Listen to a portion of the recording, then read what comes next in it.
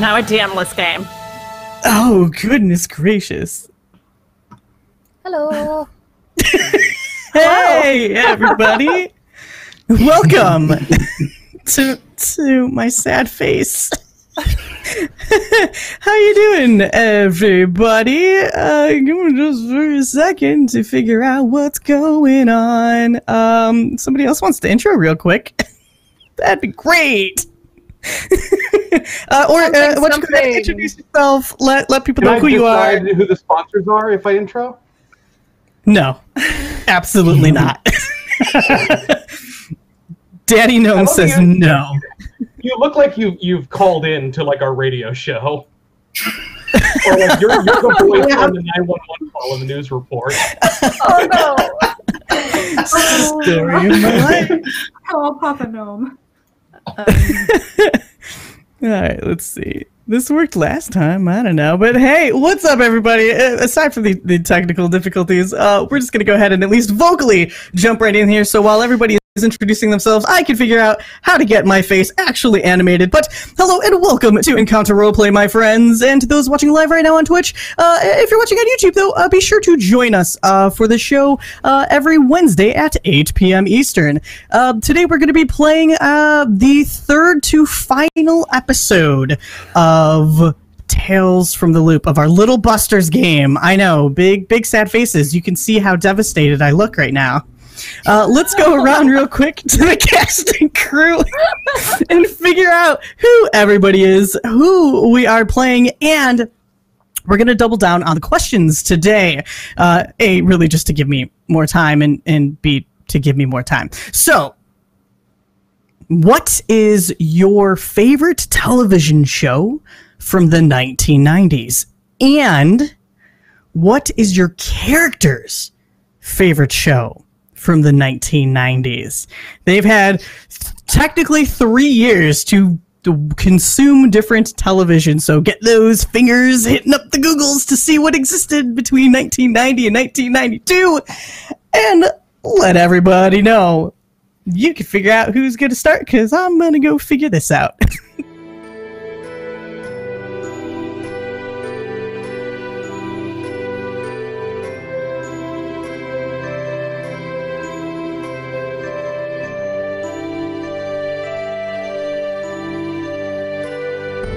It's an alt reality. There's still no TV channels. Yeah. I was going to say very sheltered lives, no TVs. We're fine. Yeah. We lost all TVs when the loop exploded. Yep. No, that didn't happen. It's not canon. Here, shut up. I can decide now. You don't exist. It's fine. I looked up 1991 television. Google Yeah, now I has gotta a go to 91. slideshow. The Lord Almighty. We're good.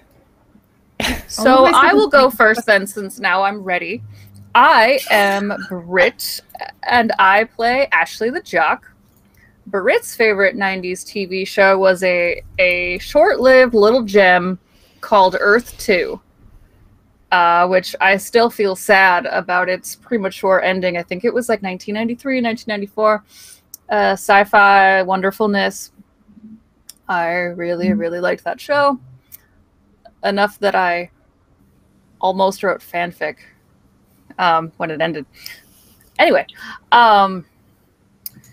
let's see. Ashley's favorite show. I'm looking at the 1991 listing of things that existed back then, and I am picking Clarissa Explains It All, because that makes sense, sort of. Like, Ashley doesn't watch a lot of TV, but when she does, it is mindless like that. That's amazing. I mean, that's a pretty dang good show. 1991. Yeah. Was that really 1991? That's what it says. Mm-hmm. Wow. It says 1991 to 1994. How many of us feel old now? Yeah, no, I thought I watched that when I was way older than that. I watched it as a little kid, so Yeah, I guess I was a little kid too.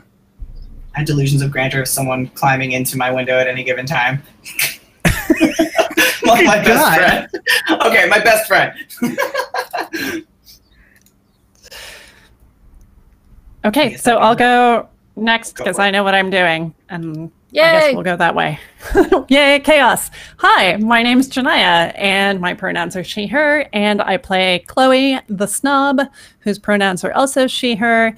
And my favorite TV show from the 90s is absolutely Eon Flux from Liquid Television.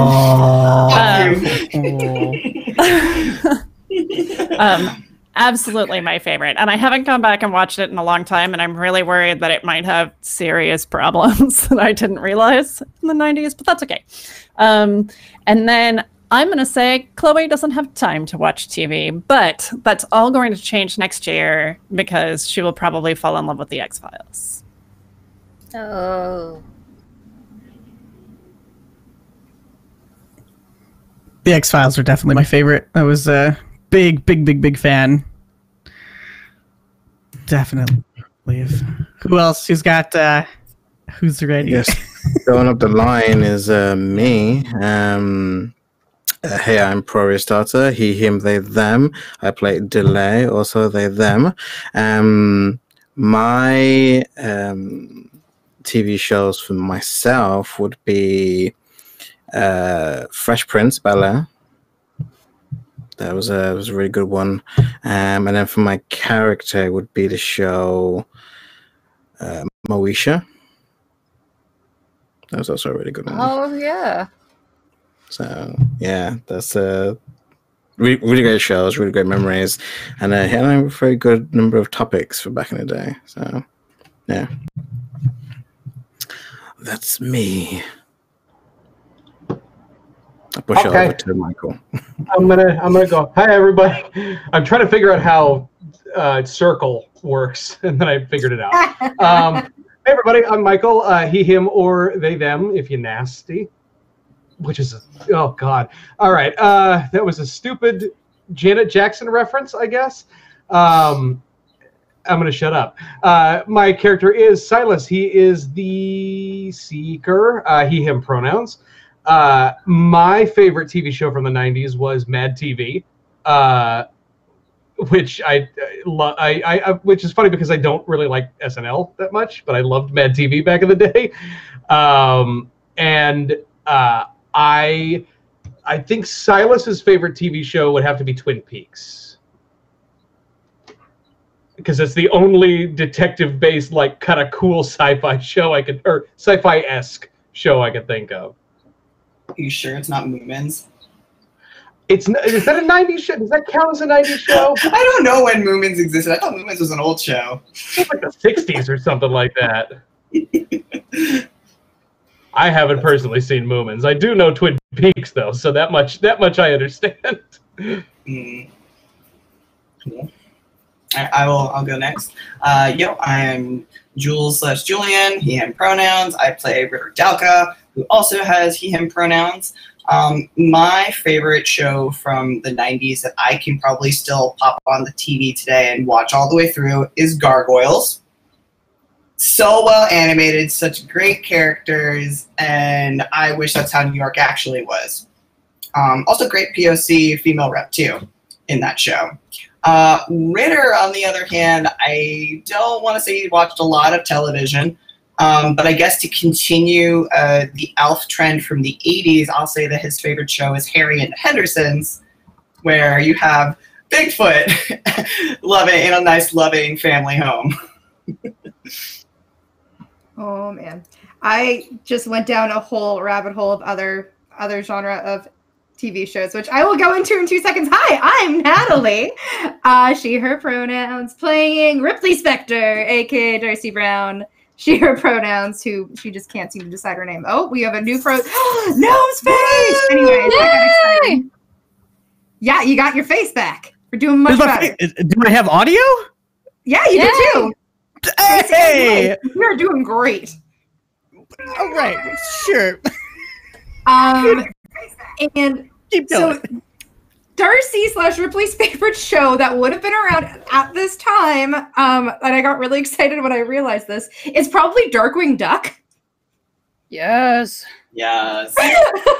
And then Natalie's favorite show, and I am so sorry, from this time, despite all the ones that I started going through before we got into this, is going to actually be Gundam Wing. Because I was a stupidly huge anime nerd starting in the 90s. Communicate. Yeah, that's my head. My friend messaged me tonight. She's like, I'm watching Evangelion on Netflix right now. And I'm like, and that theme's in my head forever now. Cool, thanks, bye. Yeah, no, huge anime nerd. So we're gonna, yeah. It's perfect. That's amazing. I'm glad that I got to come back to that because big time Gundam Wing fan. Right? Oh, amazing. So good. So good. Yo. Who else needs to go? That's everybody. That was perfect timing. Great. Like literally perfect. Cool. I don't know what happened, but it worked. Awesome. Great. We're going to continue on. Before we actually finally begin today's show, I would like to remind you all of our wonderful sponsors. This week, we are continuing to be sponsored by The Spy Game, a D&D 5e compatible spy game with action and espionage, clandestine organizations, and secret agencies. You take on the role of a spy, running intel and engaging in wet work to ensure the security of the world from corrupt governments and the evil machinations of rogue villains. It's, I believe, already up on Kickstarter, and the Quick Start PDF is available gesundheit for free on Drive-Thru RPG. Another big shout out to Fantasy Grounds, who is our virtual tabletop of choice. All of the beautiful maps and rules you see tonight are using Fantasy Grounds, which you can try for free at fantasygrounds.com. You can also get all of your miniatures from Wayland Games. Go to waylandgames.co.uk and get yourself a huge range of D&D, Warhammer, and 40k miniatures for 20% off. This week, check out our sponsor, Tabletop Loot, who sell incredible dice. Once we hit 20 retweets, we're going to be giving away a set of dice to somebody in chat tonight. So make sure that you retweet it out. Finally, I would like to remind you how you can interact with today's game. You could donate to impact the game by giving players natural ones, nat 20s, wild magic surges, which are our particular favorite, and this month's special, a table of pets. We still have a kobold we have to sneak into this game somehow. I haven't. We'll figure that out. I think kobolds live in hedges. I'm pretty sure kobolds live in hedges. That is a natural habitat. We can kill it just like we did the dinosaur. Yeah, just kill all of the pets. Everything. That's what we do here on Little Busters. Yep. If there's a moment that you do love it during the show, please remember to clip it because we love sharing and spreading it over on the Twitters. And with all of that fun stuff finally out of the way, let's actually play this dang old game. You're gonna need it tonight, friends. Who wants that free auto success by recapping last week's episode? We are about to dive into a hedge maze. I just remember putting the Rip and Ripley. That's literally all I remember in Stranger Danger. I don't actually remember any of I know! Y'all have fun with that episode. Because it was all like solo scenes. Yeah, that was just it. Was all solo scenes with intense faces. But like, yeah, Delays was super intense and like flashbacky stuff with their anchor, and it was really cool. I just remember it was emotional as all get out. Yeah. And then we had the video from Silas and Ritter, which was also emotional, and we all started nearly started crying at the start. That's my recap, as I can tell you what I was feeling, which is just a lot of emotion. Recap. Well, you can't recap. You're not here. We'll just read it. I'll just read whatever they say. It's fine. So, and then none of you get it. That wasn't a good enough recap. So we learned. Oh, you want to try? Do it. Please go for it. Yeah. Silas and Ritter broke up. Yeah. For very legitimate reasons, and it was very, very sad. For me personally. I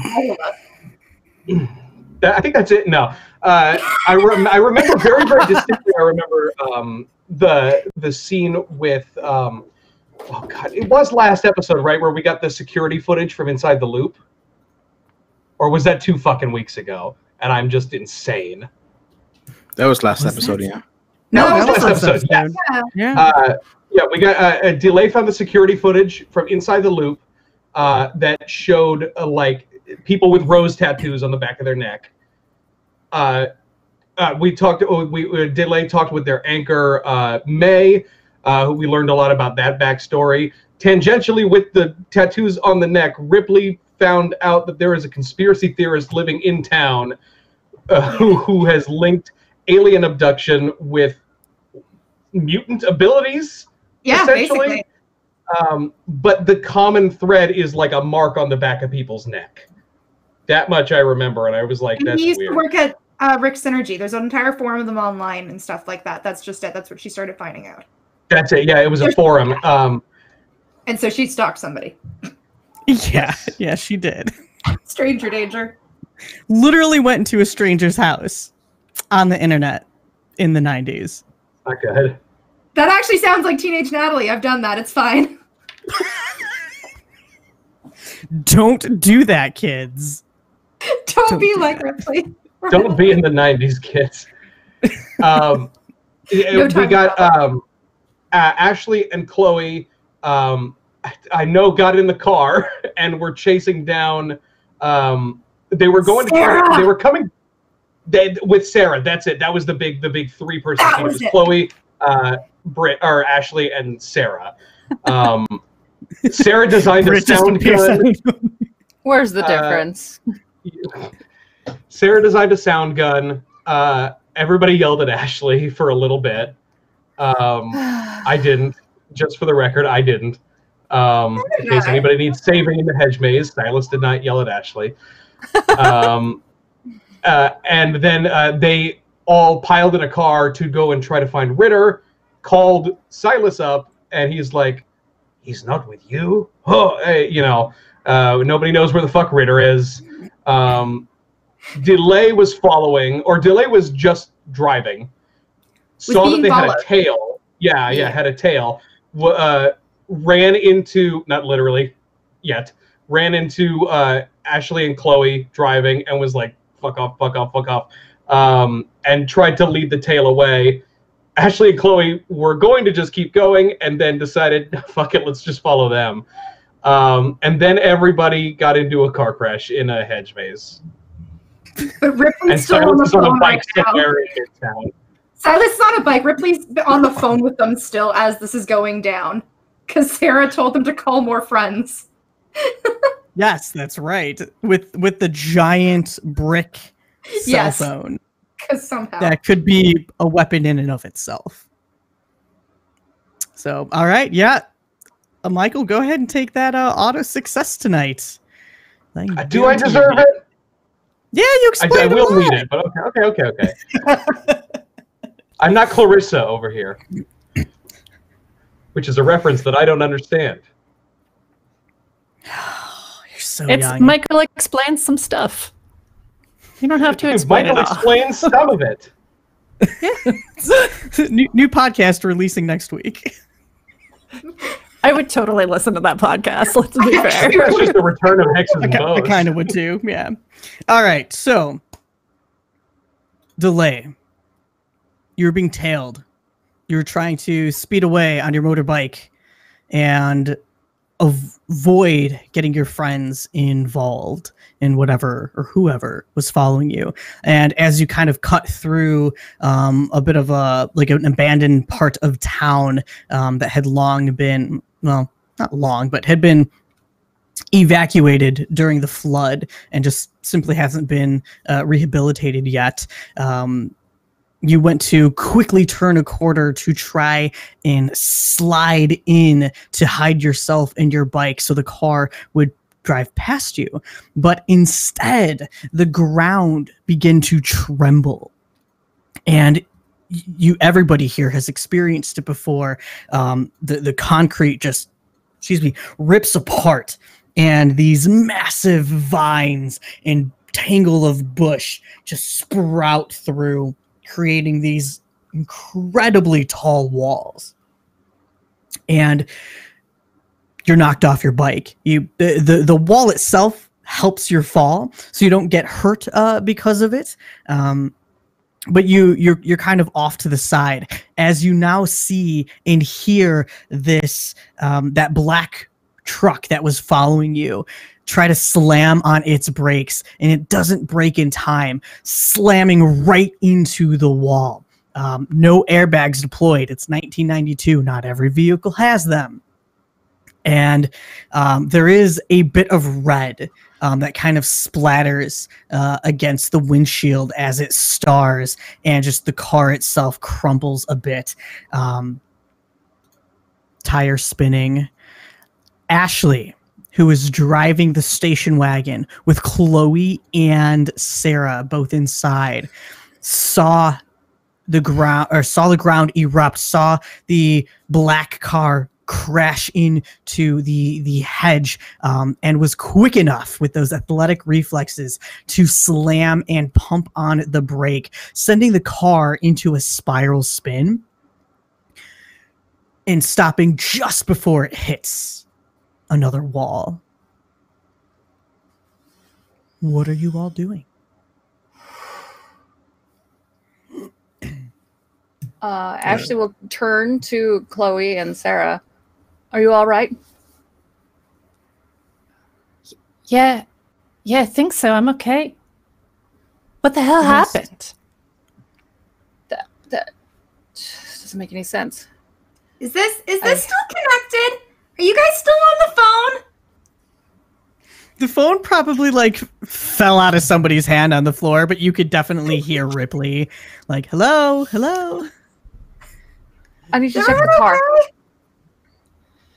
Ashley's gonna get out and start looking at the condition of her car.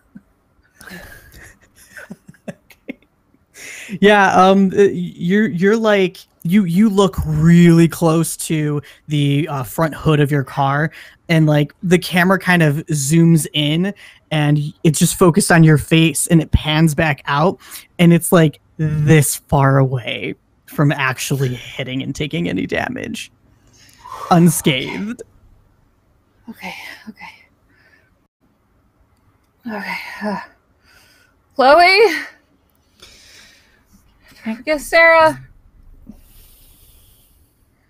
How many walls am I seeing? Well, right now you just see 4 surrounding you.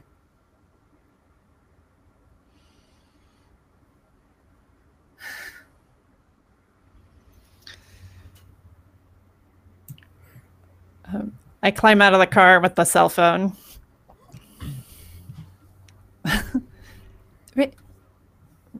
Ripley, oh, good. I think we might want to call you back. We had it's not like we had an accident. It's just all of a sudden we're surrounded by plants.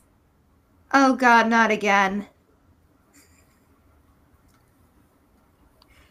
I put the phone on my shoulder. Ash, has this happened before?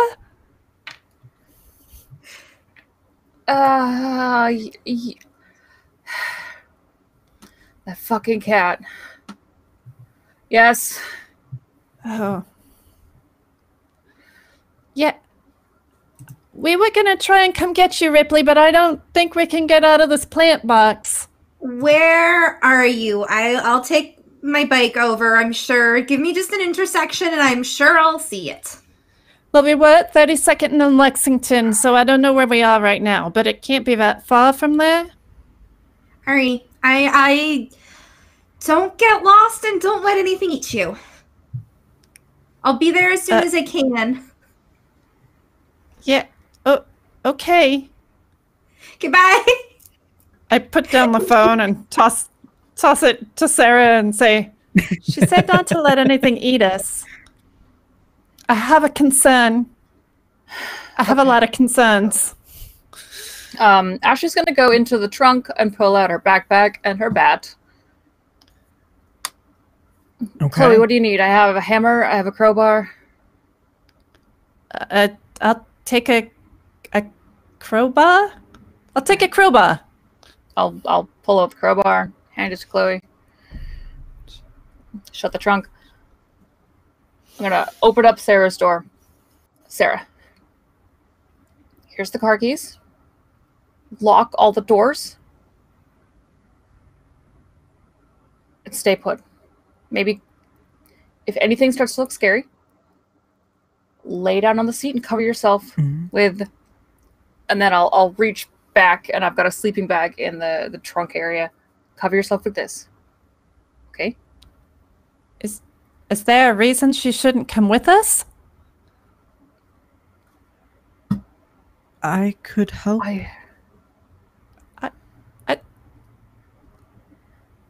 think that no, you're right. You're right. Yeah, I'm so used to trying to cover up her existence.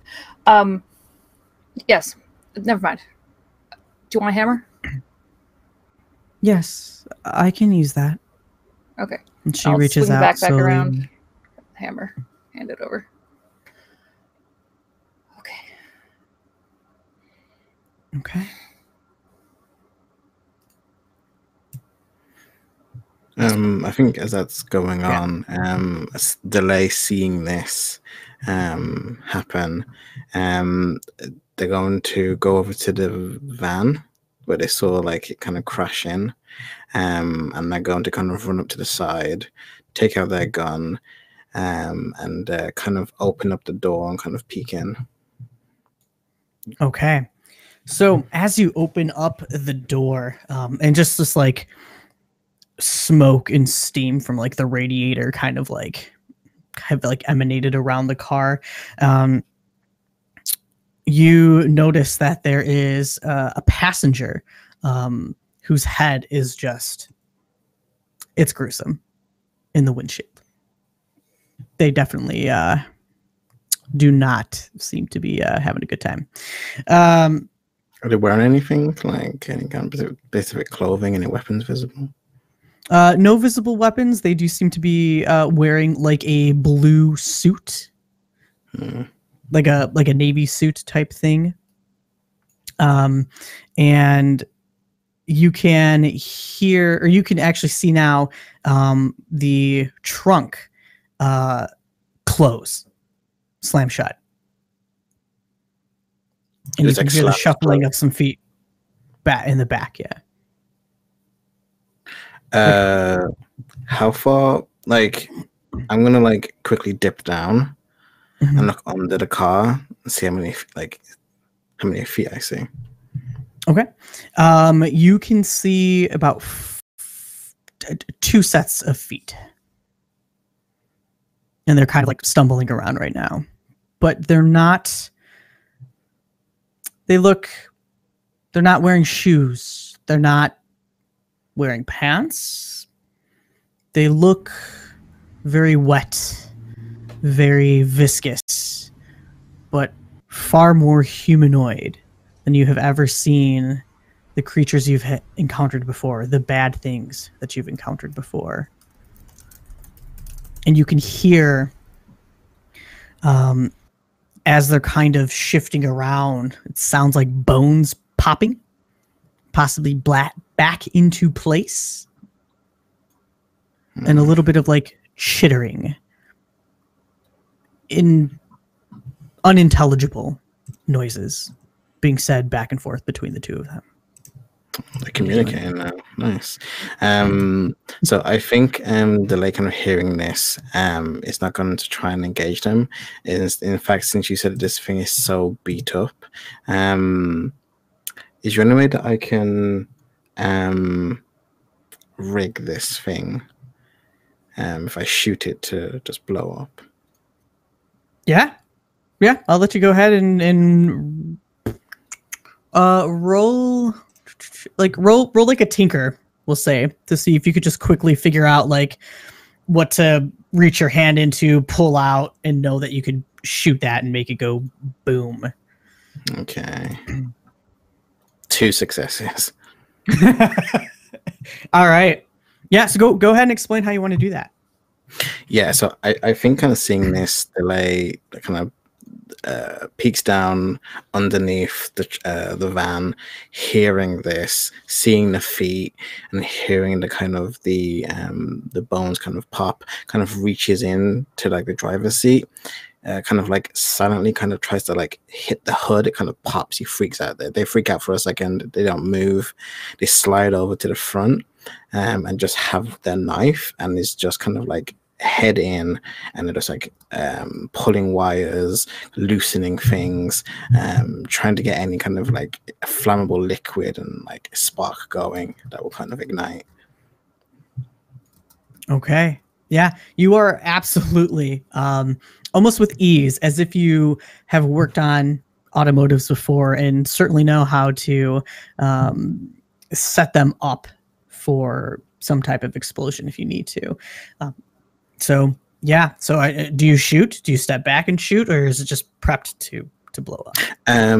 I think I'm going to, because my bike's not that far away, right? So I think knowing that it's open, I think I'm going to kind of try and sneak back to my bike. Actually, what does it look like around me?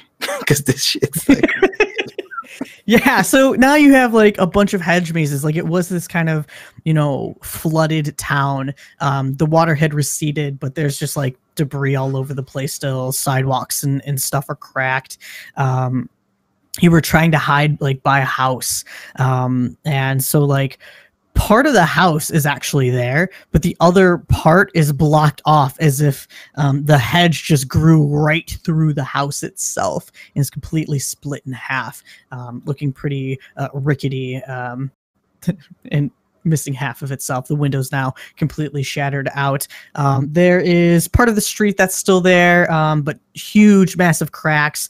There are all of these really thick roots that kind of like weave in and out of the concrete. On some of the walls of the hedge maze, there are these massive bulbous looking flowers. Some are bloomed, some are not. Certainly never anything that you've seen before. And you could tell that there is definitely a way to walk. We'll say like south of you from where you're standing right now. And then you're surrounded by 3 pretty massive walls. Okay. If I got on the car, could I jump on top of the wall? Was it too high? If you got on it, yeah, it's still too high. It's probably a solid 20 feet up. It almost blocks the sky for you and for everybody. Would there be a way for me to kind of set it up for like maybe like a 30-second delay before like a spark will go off for it to automatically blow up, or would I have to like shoot it? We could say that we can say that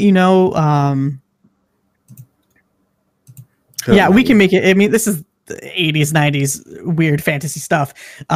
You are able to like pull out some of the wires, get the car engine kind of running, and you like put the dead guy's like hand on, or like you shift his body over so that his foot will slowly start putting pressure on like the gas pedal, and so that'll eventually like make it ignite. It might not be within 30 seconds, but it'll give you a little bit of extra time. Yeah, then kind of seeing this, then I'm going to just kind of slowly back up and try not to get their attention, as they're like, they may get freaked out and pay more attention to the actual car, but I'm going to like try and hide away now because I don't want to deal with 2 of these things. All right, go ahead and roll sneak. All right, sneaky snack. 1 success. Okay. Yep. So you are very quietly moving away. And I think that you even probably picked up like some debris from the ground and chucked it in the opposite direction just to really give you that little like extra time, distract them. And you do hear this like little chittering again between these 2 figures as they kind of like start shifting and slinking over towards that direction. But it's the opposite side of the car, so you still can't quite see what it is they are. However, standing on top of the car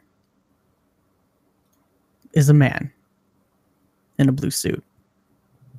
There's blood, just a little line of blood dripping down his face.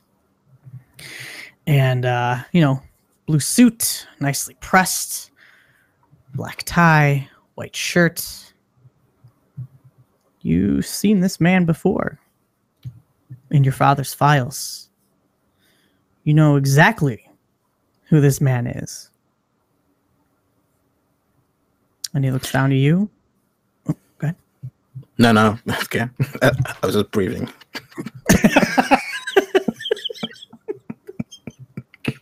It's important. Please continue to breathe.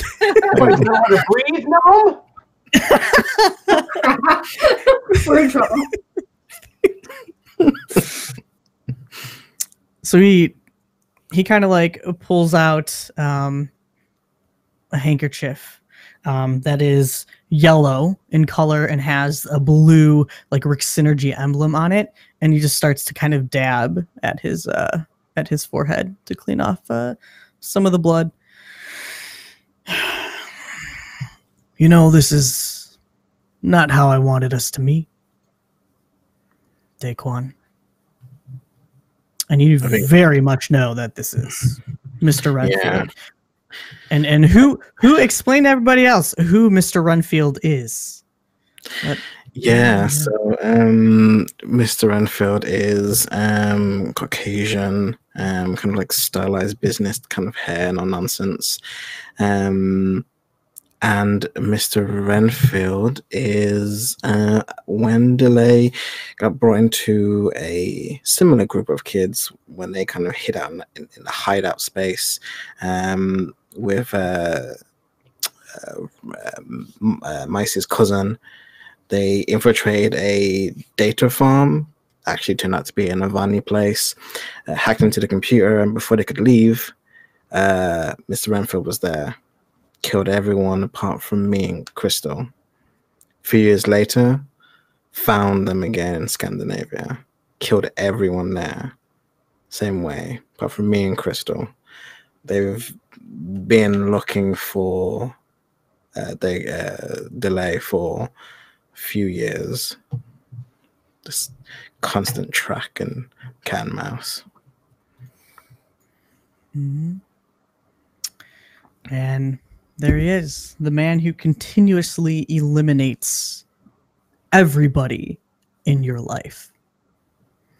And he'll take a step off very casually of the top of this vehicle. Fucking blow up now, God, blow up now. No, right?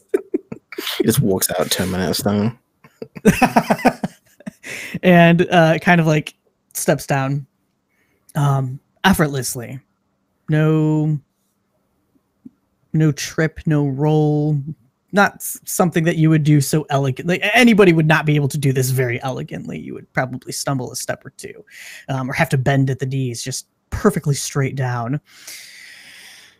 Point my gun and I say, step right there. You should know by now that it's not going to hurt me. And he takes another step towards you. I take a step back. I said, stop. Stop what, Daquan? Takes another step towards you. God. Why is it always you? How did you find me so quickly? You have a network. It's not a very good network. One that is easily traceable. One with too many pawns to be manipulated. Truly, your species is pathetic, to say the least. Takes another step closer. Take another step and I'll blow that car and I'll kill both of us. You wouldn't want to do that. You're not going to hurt me. Well, the only reason I'm here is to kill you. You're taking everything. I have. What makes you so sure that you can kill me? And he has this just cocky, greasy look on his face, almost as if this is bringing him just a little bit of pleasure. Definitely the cat toying with its food. I'm like stepping back, and as you step back, right? Gun is still up in the air. You hear and the car blows.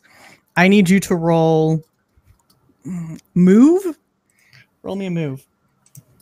You sure it wouldn't be a hack? Well, something's getting hacked. Sure it's not programmed. Nope, that's the wrong one. Sorry, hold on. 4. I mean, it's the same. Oh no, it's just not +1. I'll roll again. Just because we have a fresh one. Fuck that. I've ruined the roll. I rolled the wrong one.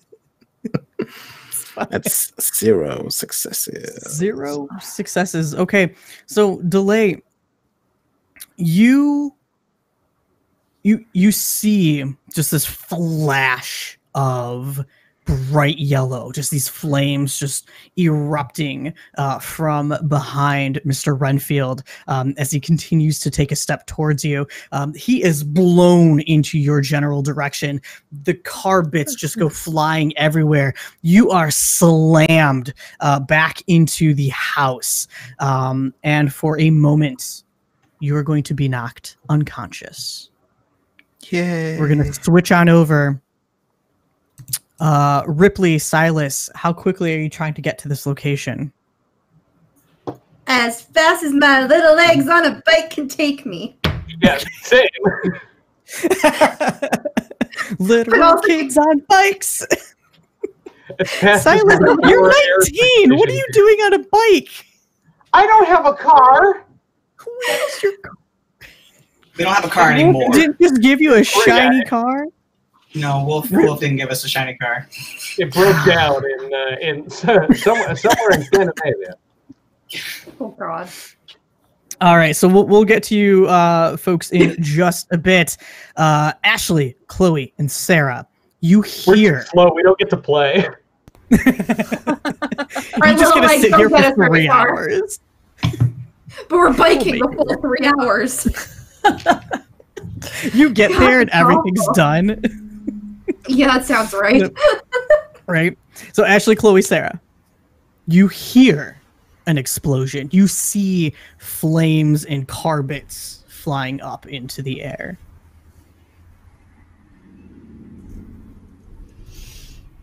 Where are the outlets to the hedge maze from where we are? You can't seem to find one. Oh, we're just in a hedge box? It looks like you are in a box. Okay, Ashley's looking around for an exit, realizes there aren't any, says, "Fuck this fucking cat bullshit." How tall is the hedge? About 20 feet up. Fucking fuck. Do we have to climb? I don't think that's safe.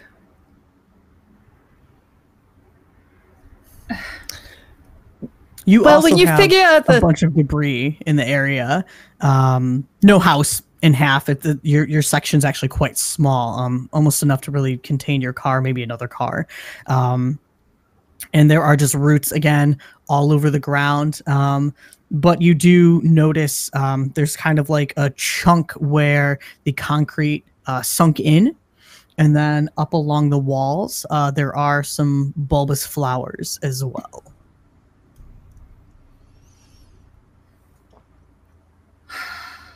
I don't. Do you have anything? What did Ritter do? What did Ritter do? What did Ritter do? Fire. Do you have anything that makes fire? I don't smoke. I mean, I do not. Your car probably has a lighter. But You're right. It does. Yes. Okay. I'm going to dive back into the car and turn the car on and then push the little button to make the lighter start. Yeah, yeah. So, kids, do you remember back in the day where you know that little circle outlet that you put your phone charger in that you can put your USB into now? Yeah, that wasn't to power anything. That was to light up your cigarette. And that's what you have to use. I thought it was Fun just fact. to threaten me to turn my Game Boy down on a road trip. And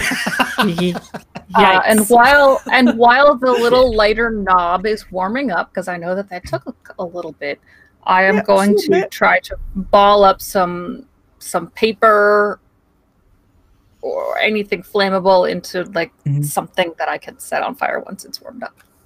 Yeah, absolutely. I mean, you've got tons of. I mean, there's debris all over and whatever's in your car. Yeah. Okay. So yeah, I've got a chunk of flammable stuff, and then I'm gonna try to set it on fire and make myself a kind of makeshift torch. Okay. Yeah, and just for the sake of time, we'll say you are successful in doing that. You now have a burning torch with you. Okay. Then I'm just gonna unceremoniously walk over to the part of the hedge that is closest to the explosion, like whatever side is facing where I saw an explosion, and just like threaten the hedge with the fires. and you hear in like the voice of Gizmo, "No, don't hurt us." And the head kind of separating. I mean, the more that you kind of like threaten the. Thank you. I try. Love you, I'm just like Gizmo. waggling it at the hedge, like, let us through. All right, I'm holding it there so that it stays open, and I'm ushering to Chloe and Sarah. Come. Perfect. I will follow. Yeah, Sarah is following as well, having never experienced anything like this. This is incredibly bizarre, even for Sarah. Now where are we? So you are in a new part of the hedge maze. This one has a ton of like flowers all over. The ground is just like a bed of flowers. All along the walls are just these massive, beautiful petals that just kind of like drape over half of the wall. I mean, it's gorgeous. You are hit with this very sweet scent, permeating from the flowers. And there are two options for you. You can go left or you can go right.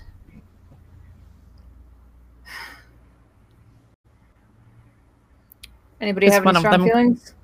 More in the direction of the explosion than the other one? Yes, we could say the right one is. Okay. We follow the right wall. Okay.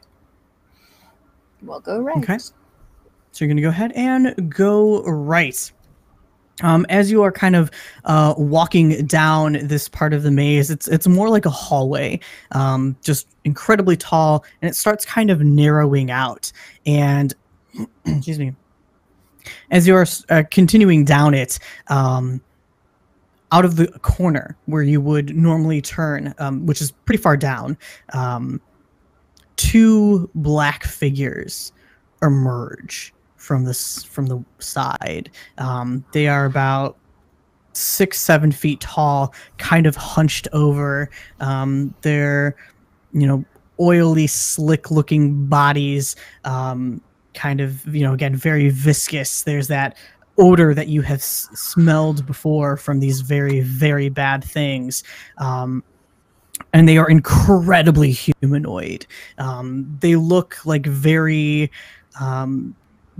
bulked out humans, but bulked in the wrong places, like really thick thighs, super overgrown forearms, just misproportioned, incredibly so. But they see you and they look to each other, and you can hear that weird chittering that they make. What are you doing? I'm gonna give you the chance to act.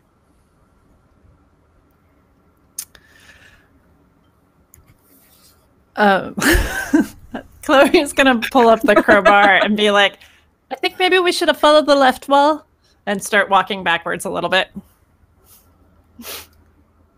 Ashley has the torch in her left hand and her bat in the right.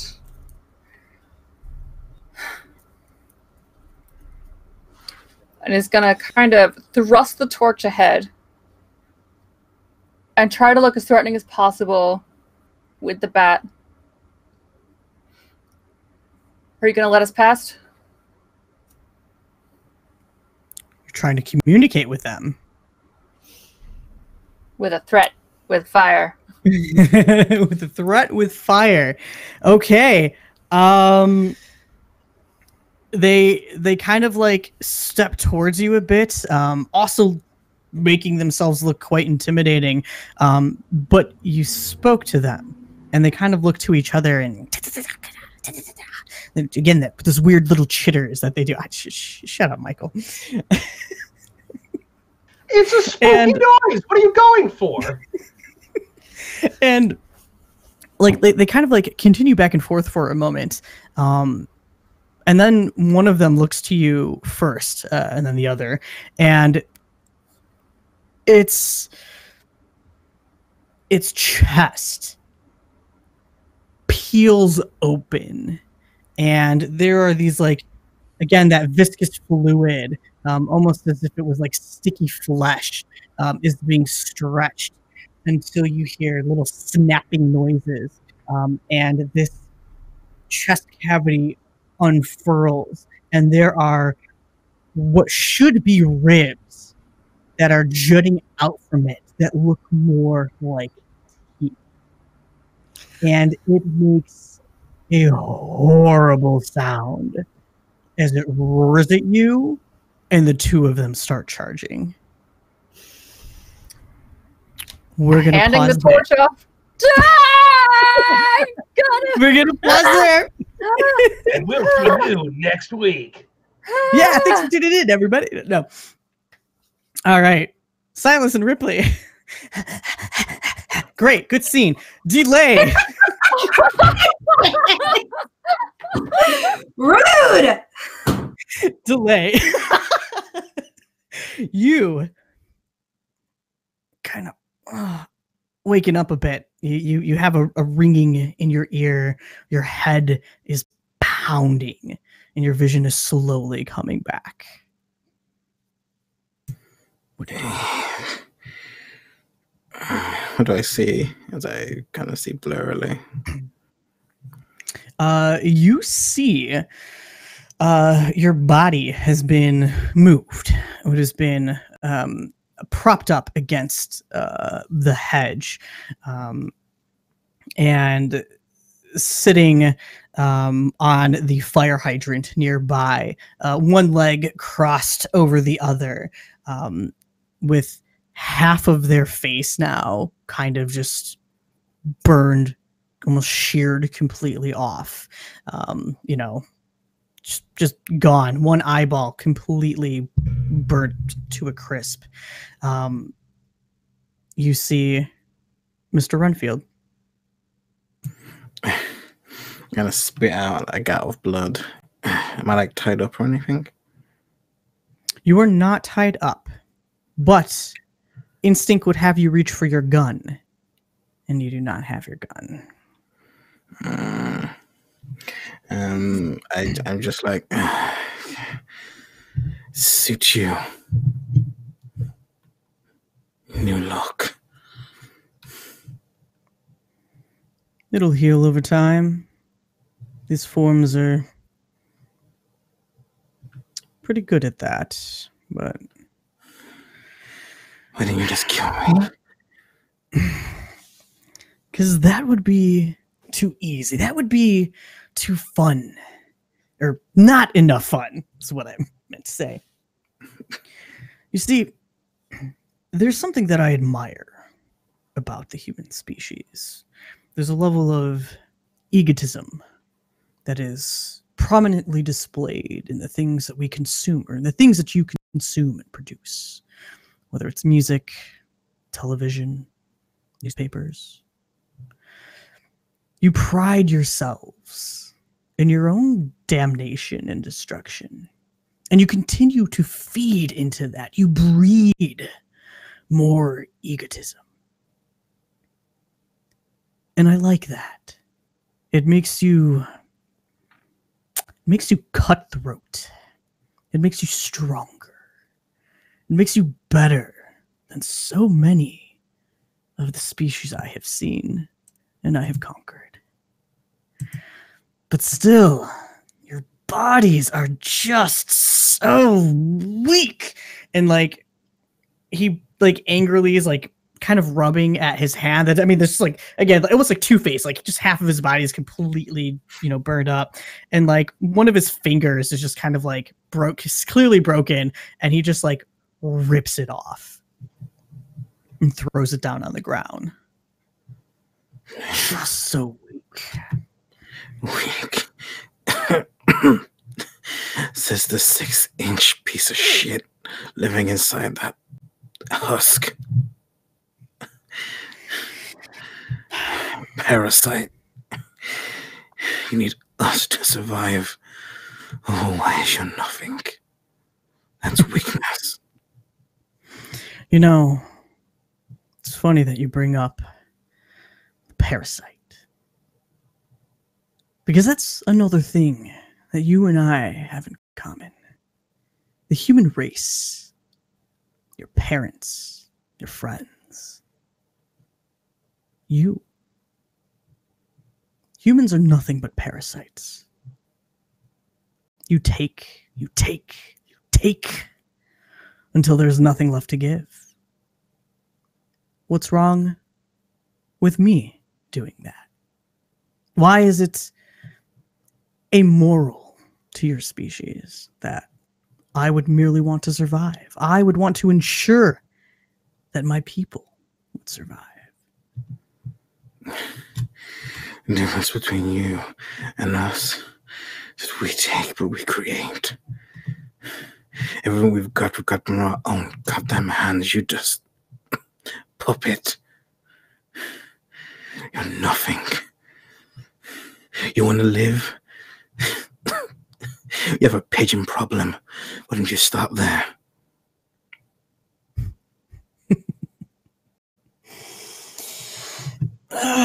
And he like slowly starts to push himself up, the body very clearly struggling.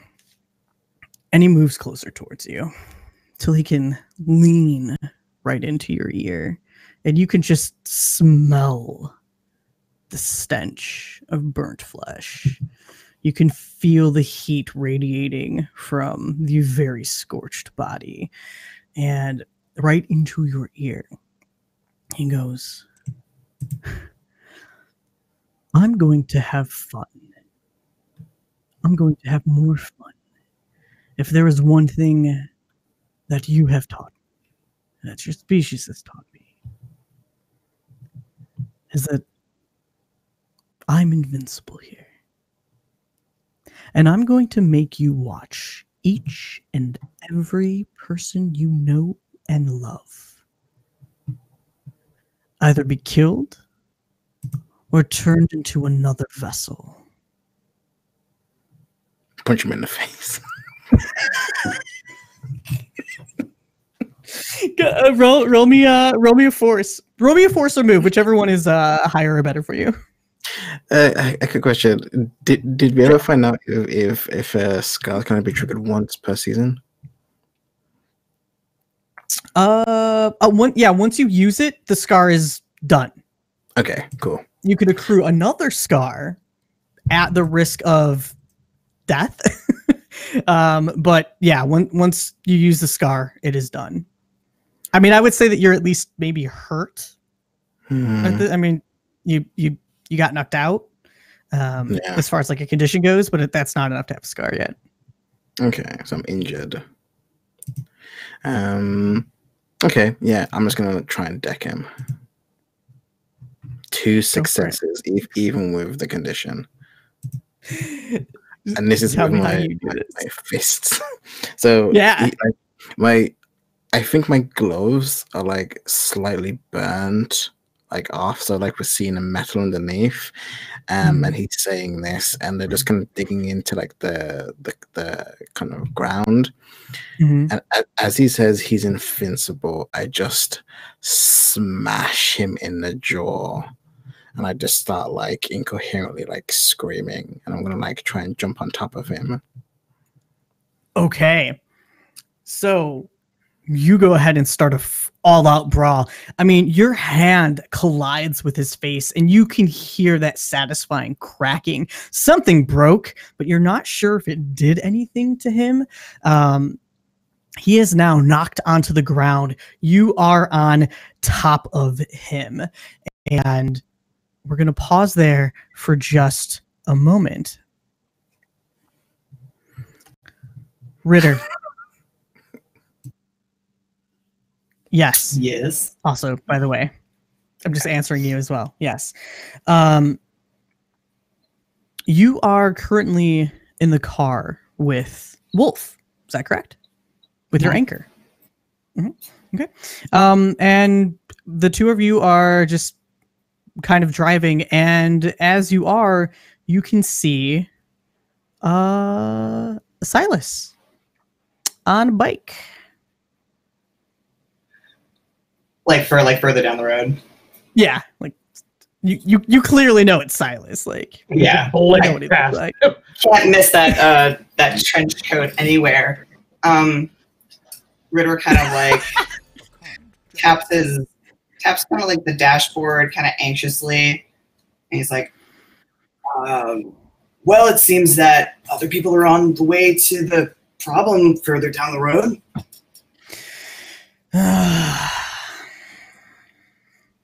Do you want me to pick him up, or like? I mean, it's not that far off. It's just like a block or two, right? I guess. And he like, shifts the car into another gear and starts heading on over to Silas. And as they kind of come up to the side of you, there's now clearly a car that is driving slowly as you're, pedaling fast. This is awkward for Ritter because this is probably the first time he's talked to Silas since the breakup. He's probably told Wolf about the confrontation that happened. It's probably one of the many things that they probably talked about recently. And like it's like the car like slowly rolls up and like the window, rolls down. Like Ritter's like not looking, but he's like, so get in the car. Just pedaling and like he hears a voice shout at him from the car, and just like veers the bike off and kind of like stumbles off of it. Return.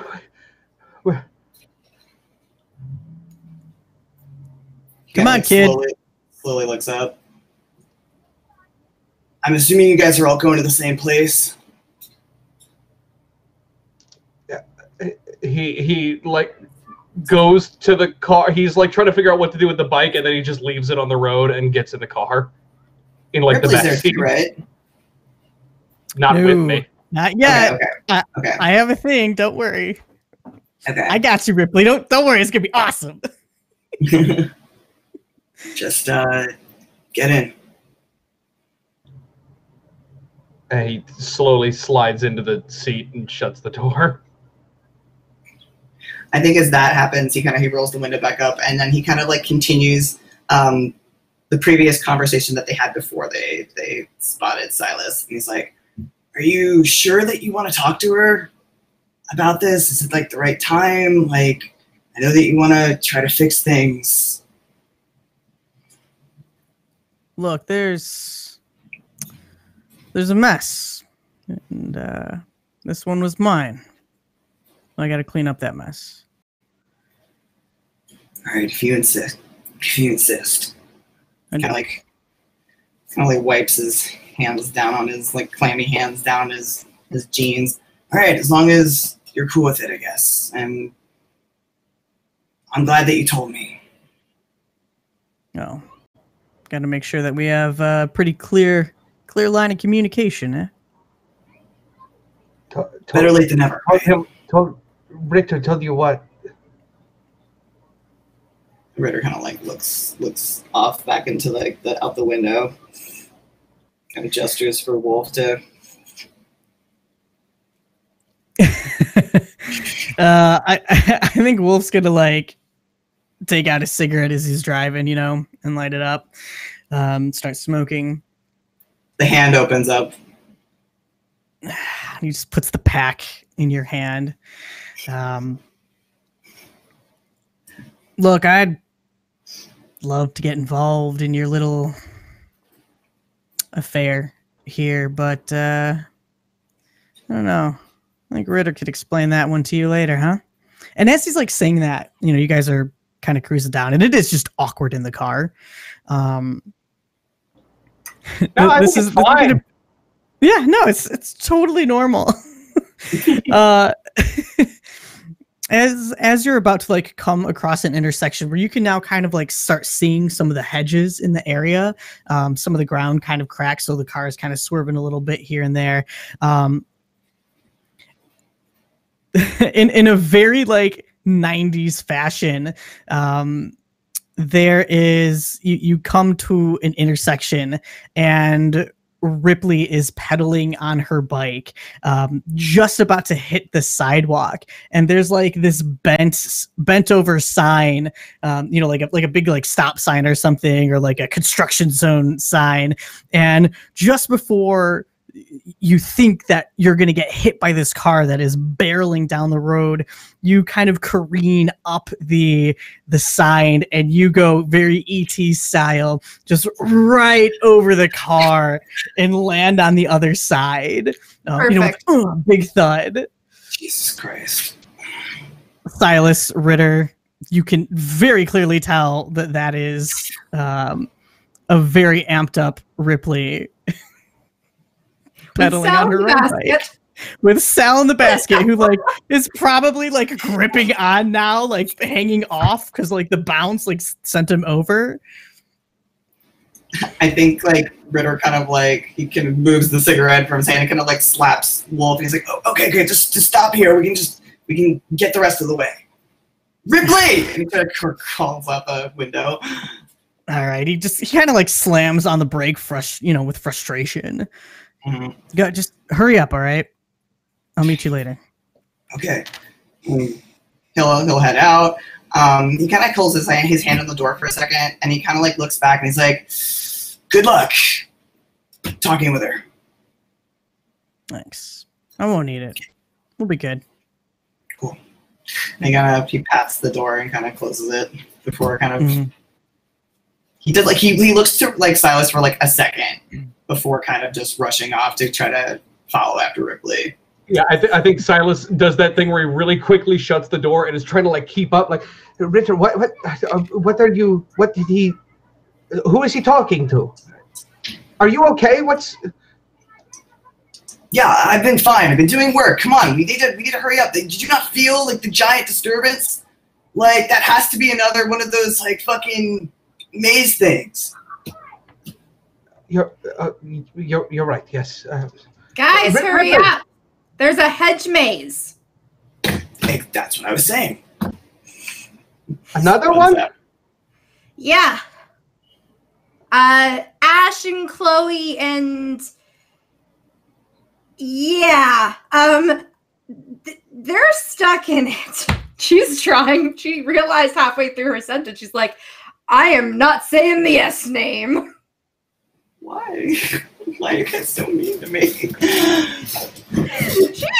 is not ready to deal with this yet. Okay. She's not ready for this.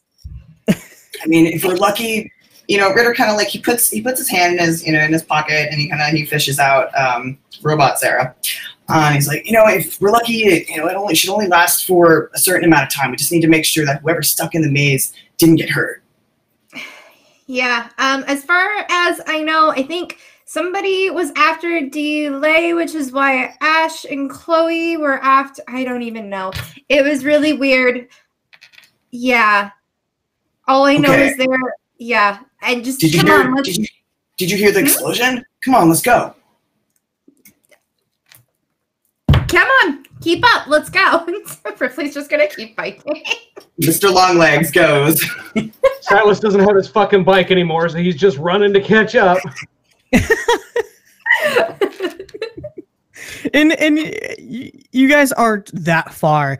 No. Sal is though now that he's kind of like adjusted, is just like pointing straight ahead, like bad things. Yeah, almost excited. Yeah, of course he is. This is like hunting for us. This is typical. Yeah, it's a pretty normal day. Pretty good walk in the park for them. I've somehow trained this child to really enjoy finding bad things, which I'm not sure was a good thing to teach him. Oh yeah, no, that's great. So Perfect. yeah, so you guys are moving towards that direction, and I think as you are getting there, this is when you're gonna like hear the explosion go off, and you just see that big fire plume and smoke and car parts flying everywhere. But we're gonna switch on back over to Ashley, Chloe, Sarah. This is a movie, Michael. Stop getting mad. Cutscenes. Let's skip it. Can't press A here, bitch. I want to hurt things. And Brit These wants things to want to pretend hurt they look you. Why? like a wolf. Wolf did nothing wrong. Yeah, so what I was going to say before you cut me off earlier and sent the cutscene in another direction is I'm going to just thrust the torch in Sarah's direction so that I can double hand, so that I can hold the bat the right way that somebody who knows how to hold a bat would hold it, just clearly not the way that I'm holding it right now. And I just want to, you said they're coming at me. I just want to like get into like batter position and ready to like wind up and smash it in the head when it gets close enough to me. Like it's just like being pitched at me. Cool.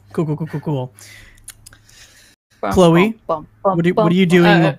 I'm grabbing my crowbar and trying to hold it like a lacrosse stick, even though it's weighted exactly wrong, and trying to think of like every time that I've winged it at somebody's head in practice, being like, okay, I know how to do this. It's okay. All right. So these things are moving towards you again. One of them with its mouth gaping, it comes barreling at you. I need you, Ashley, to roll me a move. Roll me a move. We're gonna kind of determine to see who goes first here. What? Okay, I got 0 successes. So did I. With my 8 die. Oh my gosh! This Chloe need to roll her move. That's but since we both completely failed, benefit goes to the player. Batter up, baby! Do. This thing is barreling at you. You're ready, gripped right. Taking a swing. Yes. All right, go ahead and roll force with a +2 because it's your iconic item. I can't even tell if I got any successes because okay, 1 success with 10 dice. All right, go ahead and explain how you do this. What happens? What material do these things look like they're made out of? They again look like made out of. They look like the tadpoles. They look like the bad things. They look like Principal Rose when he had injected himself and just started mutating into this wet, muscly mass. This one is a little more refined. Okay, so I'm aiming for the head, but I'm taking a little bit of a tilt to the bat so that I'm aiming at the head straight on and arcing up. Because I would really like to hit so hard in the chin that I maybe, with any luck, completely smash its face into its brain. If there's a brain there, I don't know, but that's what I'm doing. So you take that swing with that nice arc up, a very, very solid home run swing, really. And you hear the sound of the bat slamming into like wet meat, I guess. And it just connects in that really satisfying way that you've come to appreciate whenever you play sports and there's some type of contact. And just crack. And the creature goes flying about a foot or two backwards, and oh my gosh, thank you so much for the bits and the cheers. We love you. Yeah, I think I'll just continue to kick ass right now because of that. Yeah. All right, so 2 successes for Ashley. So do you want to use them now? Because in order to just straight up brain this creature, you would need 3 successes. Oh, yes. Yes. Then So you want to burn them? Okay. Yes. So this plays out exactly how you wanted to. Just you smash so hard that it flips the chest piece up, and just you could see the bat like continuing arcing upwards, and you hear the sound of the neck just. And the creature goes flying again about maybe 2 feet backwards, slams into the wall of the hedge maze, and just starts convulsing and twitching. But right behind it is its friend, who is now unhinging its own rib cage mouth. And it's going to come and attack you. Because you're right in the way. You're right there. I'm assuming you're in, like, order-wise, Ashley, Chloe, Sarah. Sarah's got the torch. Yeah, that makes sense. Okay. Yep. So, oh, that's, yeah. Yep, that's, the creature comes and kind of like almost as you're appreciating your handiwork, right? You're kind of in this backwards swing. So you've lost your momentum. The creature kind of just tackles you to the ground, and for a moment you feel your breath leaving you for a second. It doesn't bite down yet, but it has tackled you down to the ground. Chloe, what are you doing? I think as Ash hit the other creature, I yell, "You better run!" And I'm gonna swing at the thing with the crowbar. Okay, go ahead. What do I roll? Something I'm bad at. Force. Give yourself though a +1 force because you are using an item. You have a physical item with you. Okay. Just add a 1 there. And that's 0 successes. Okay.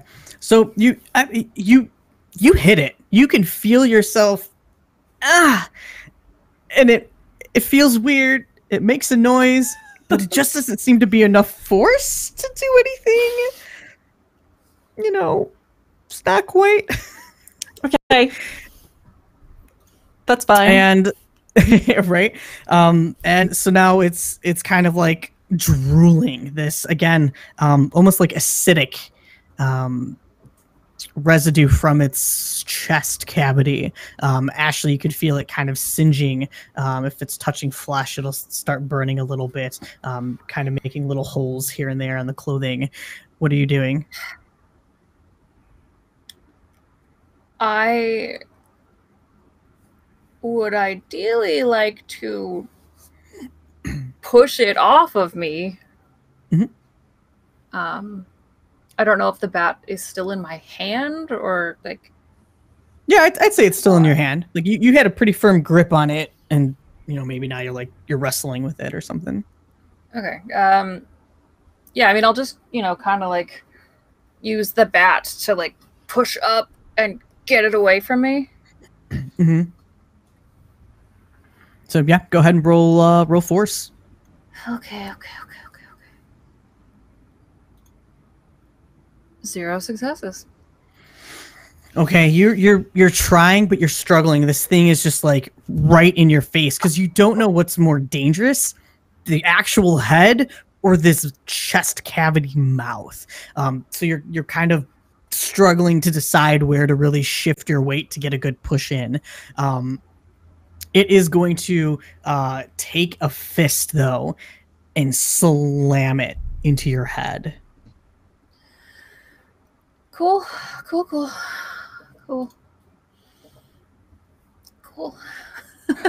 Okay.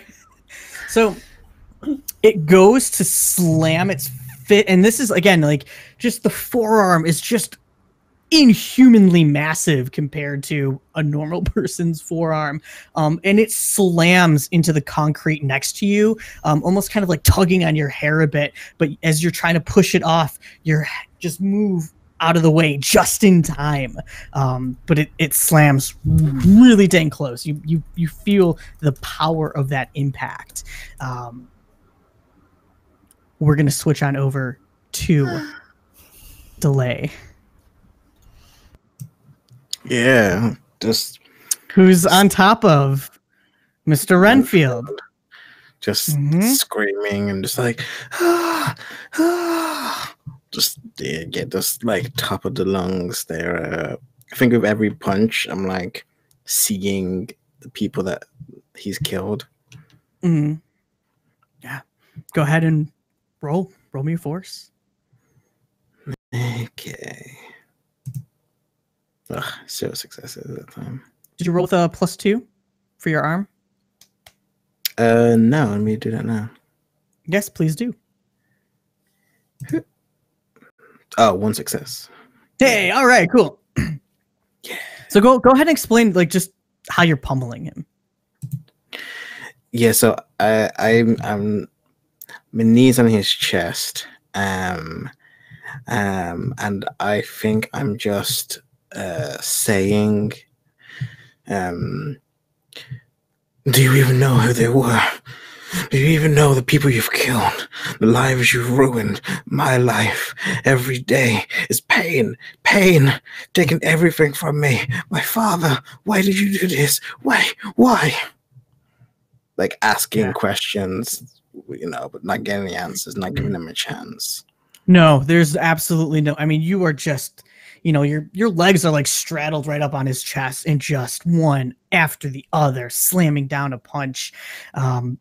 He doesn't seem to have the opportunity to really do anything or say anything. But as you're punching, he is going to just calmly reach out his hand towards your neck and try to grab your neck. I really should have prepared more D6s for me. I rolled 15 D6s. Roll me a move, though. Little does Mr. Renfield know, Delay's neck is also metal. Surprise! My betrayal is complete. 1 success. Oh, I'm doing pretty well. Okay. Tonight. Fantastic. Yeah, so he reaches out, and you kind of obviously notice that he is moving to try to grab you. So you stop throwing punches and kind of take hold of his hand to keep it away from your neck. And the two of you are kind of in this like, weird, like just locked position. His face is just bloody, nose is broken. There, whatever wasn't burnt is just covered in blood, and he kind of like spit out a tooth or two. But there's still this just like almost Cheshire grin across his face because your hands are both locked up now. He goes, "You can try all you want, but you will always be weak. You will always be weaker than the Avani." And he purses his lips together. And to you, it sounds like he's attempting to whistle, like, but no audio comes out that you would be able to hear. However, the camera flips over to Ashley, who's bracing herself for another punch that this creature is about to drive down into her. And it stops almost like an inch in front of your face, Ashley, and its head lifts up. Its chest mouth still like kind of in your face, but the head looks up, and like you can hear it squeal from deep within the chest cavity, almost as if it's calling to something. And it jumps off of you and starts running back the direction it came. Delay, what are you doing? With my research, would I know where the Avani house themselves in like the body? Yeah, you would. And also because some of the information that Chloe had obtained and a lot of information that Sarah had freely given, you know that the Avani, the Derricor, they are ingested and they have to go into the stomach somehow. Doesn't really matter which way they go, but they typically start implanting themselves into the stomach because they're able to excrete these enzymes that trigger the endocrine system to activate in the way that they want. So they're able to take physical control of the host's body. Okay. As I'm grappled with him with one hand, I'm going to see if I have like my knife. Mm. Do I have my knife? Probably not. If you had any weapons on you, he had Okay. taken them off when you were unconscious. Then I'm just going to kind of Krav Maga him and do like a reversal. Instead of my knee being on his chest, I'm going to kind of put it to the bending point of his arm and try and literally just with my like metallic hand reach into his stomach and just like tear in. All right, this is going to be difficult. It's a much higher DC. Go ahead and roll me force with the +2 for your metallic robotic arm.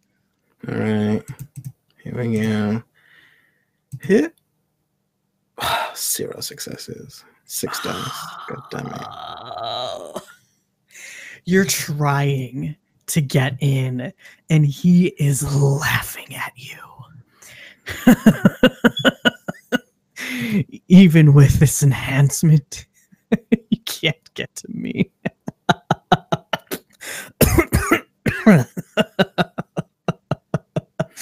And he reaches out and just again goes for your neck. He's not gonna roll on my stupid dice. No.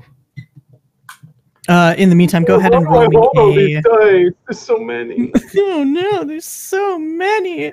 One success. You could not roll them all. I could not roll them all. Have you tried that? You know, I'm actually usually pretty bad at dice rolls, but in this case, when I have 3 successes, I'm going to enjoy them. Let me have my fun now. Daquan, you rolled 1 success, and you think that you have this good grip on. Oh, no.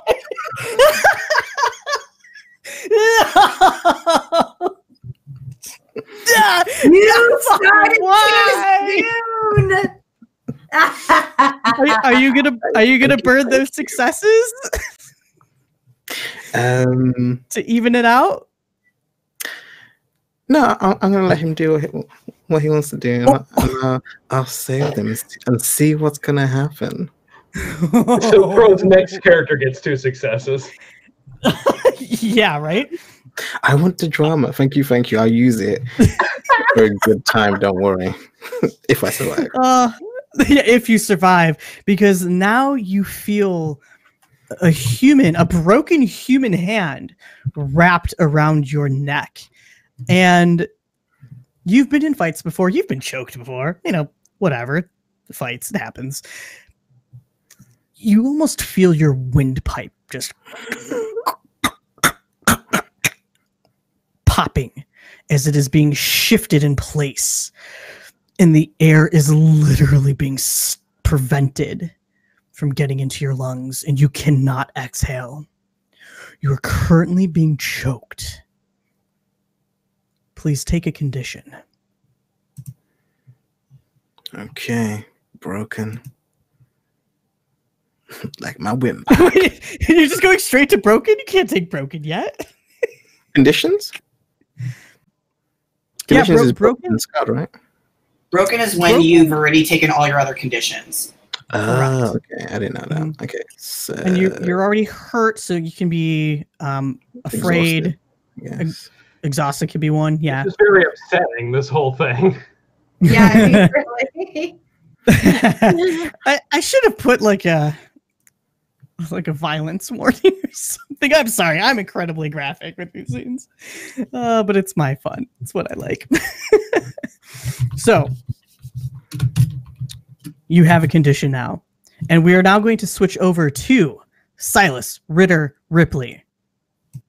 You are all making your way to the hedge maze. And for, again, time's sake, we will say you are now facing a 20-foot wall.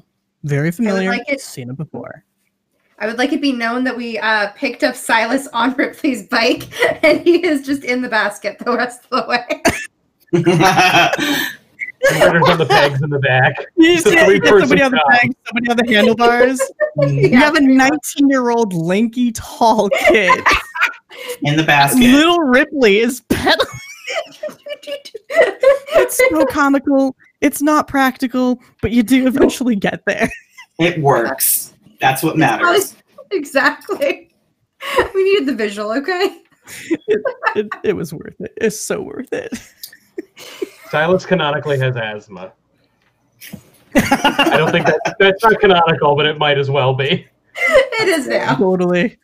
A hair's breadth from legally having asthma. So what are you doing? You have this wall in front of you.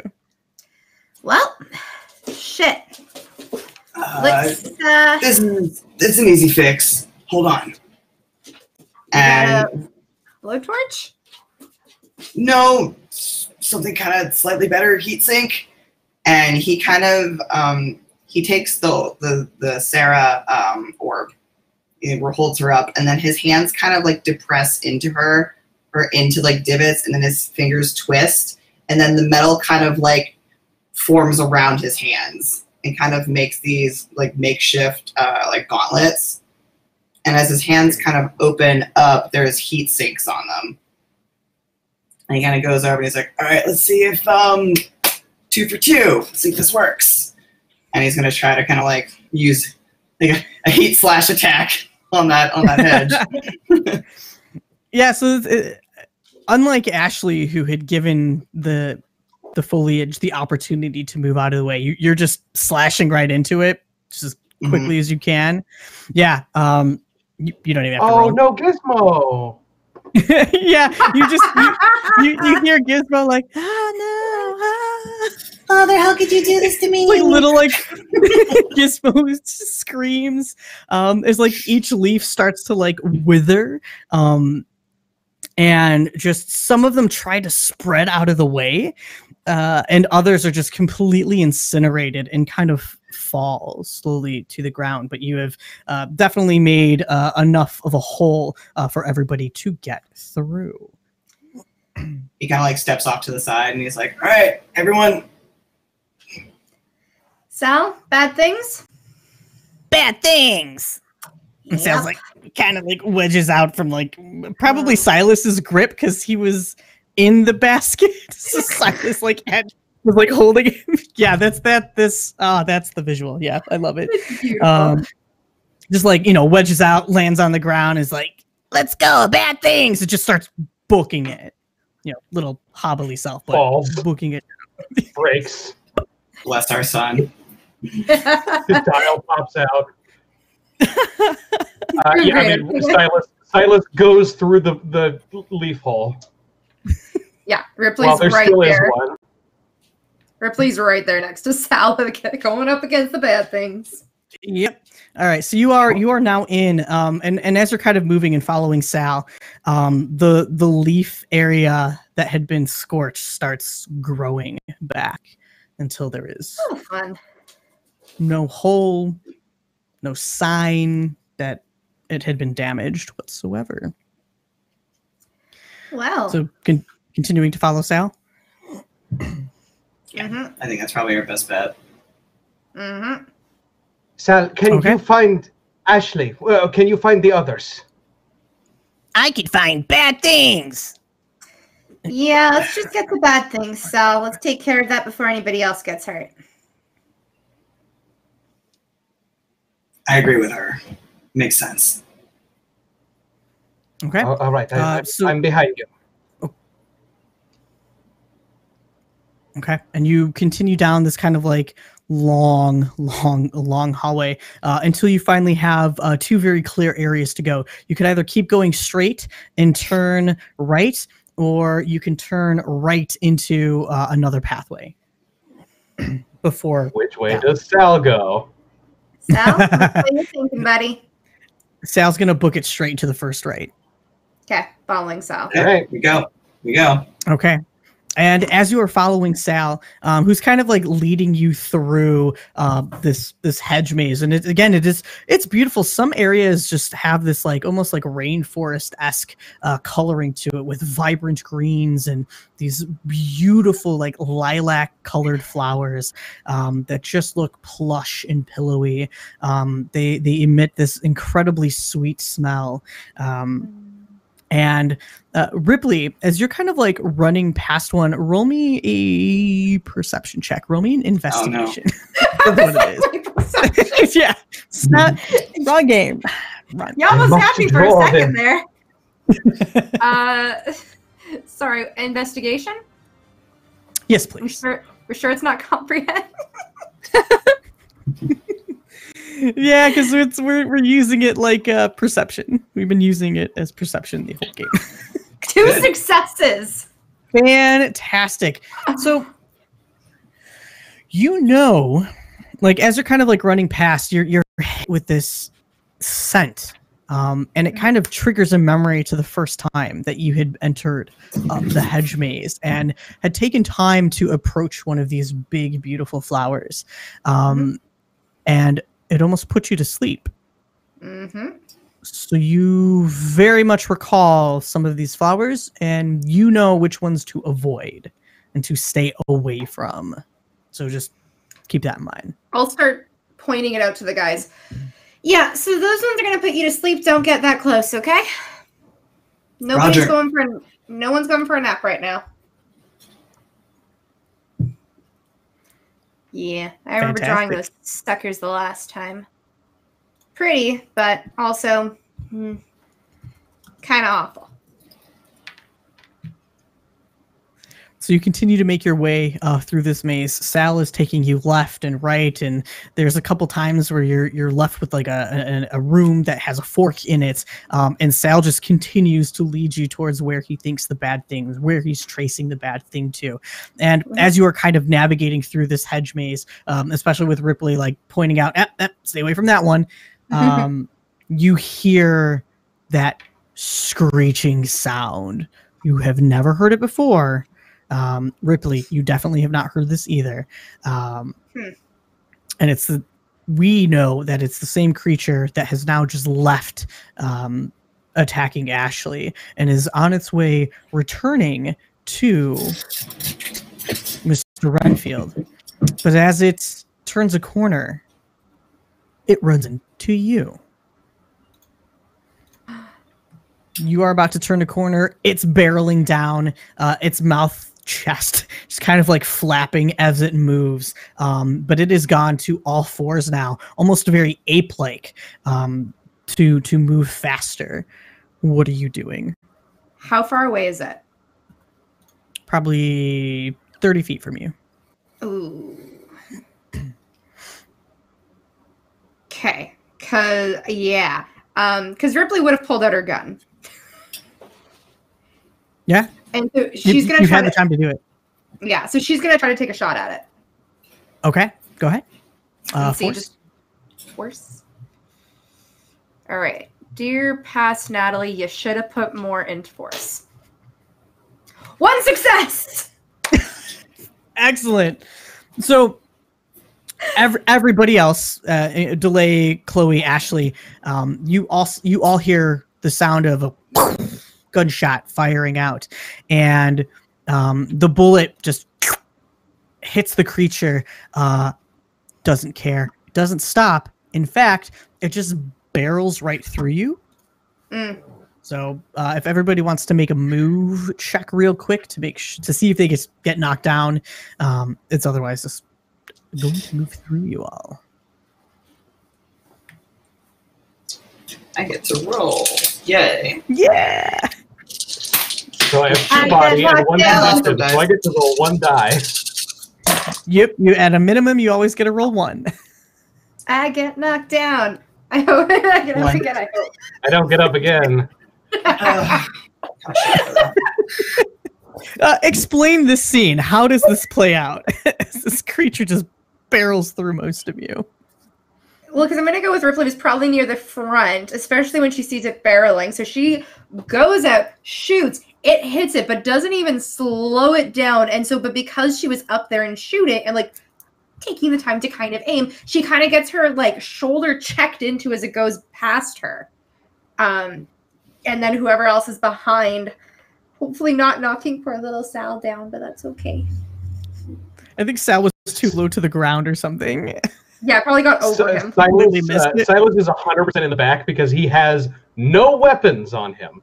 I think as he's trying to move out of the way, he kind of like sees Ripley get hit, like shoulder checked, and almost kind of reflexively goes back to try to like grab her or help, but inadvertently goes right back into this thing's path and just gets fucking like steamrolled out of the way. Yeah. And I, considering I got 1 success, I think Ritter kind of like, he sees that this thing isn't stopping. And he also sees that this thing isn't necessarily attacking us, like, right off the bat. So he kind of, like, takes that opportunity to kind of, like, sidestep and kind of, like, watches this thing go by. And he's like, that's different. Yep. That's, do we follow that? Kind of, like, follows. Sal spins around and starts chasing Sal, it. Hold on. Yeah, let's. Bad thing. Ripley's just she's gonna actually, I'm probably gonna take the gun, like, and put it into whatever holster or pocket I keep it in. I'm gonna assume I have a holster properly. Please have a holster. Don't put it in your pants. That's the actual worst. Actually, a terrible idea. So she holsters it. And she's actually going to pull out really, like, while she's trying to follow after Sal, the chrome notebook. And so she's kind of got that out right now because she figures that's metal and can probably hit maybe with somewhat more force then. Sure. Bullets aren't working. All right, so are you continuing to follow the with a book? Yeah. Magically chromed book. I'm going to try to run as fast as possible to try to kind of like take front in case, God forbid, this thing decides to just suddenly turn around and kicks out. Okay. Sure. Because we don't want that. Yeah.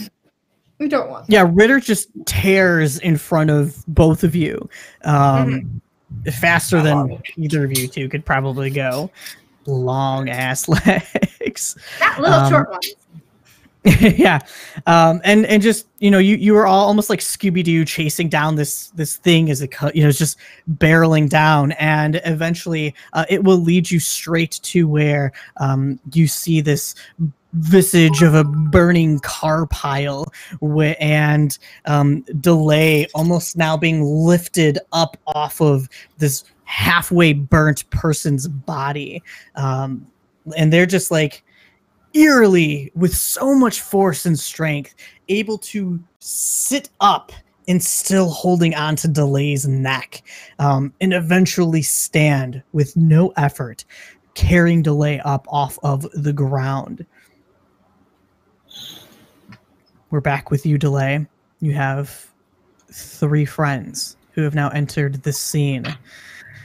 And Not only that, you see this creature again, this weird mutated humanoid thing, this bad thing. You have conquered them before. You have taken out others. You have seen different forms, but not one quite like this, as its chest opens wide once more and just howls at you and just starts running towards your direction.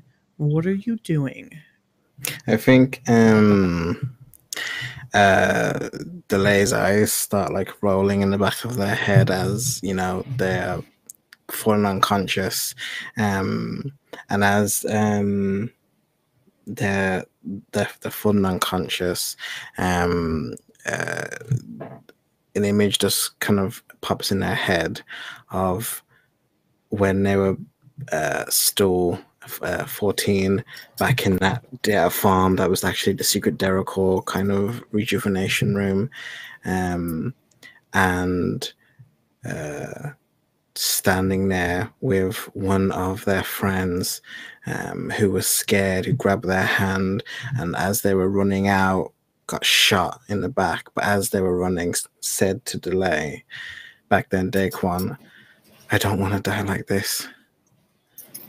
And that kind of snaps them out of it. And I'm going to try and it's like, because he's raised me up now and I'm at like kind of a good level, I'm going to just kind of like stiffen up my robotic hand and just shove it into his chest and try and split that worm in two. Okay, you know what you need. Go ahead and roll with your +2, and you have 2 auto successes. You need 3. Okay. Come on, at least 1. Here we go. I got no successes. Is there a way that I can push myself? I can't remember. I don't remember. What is?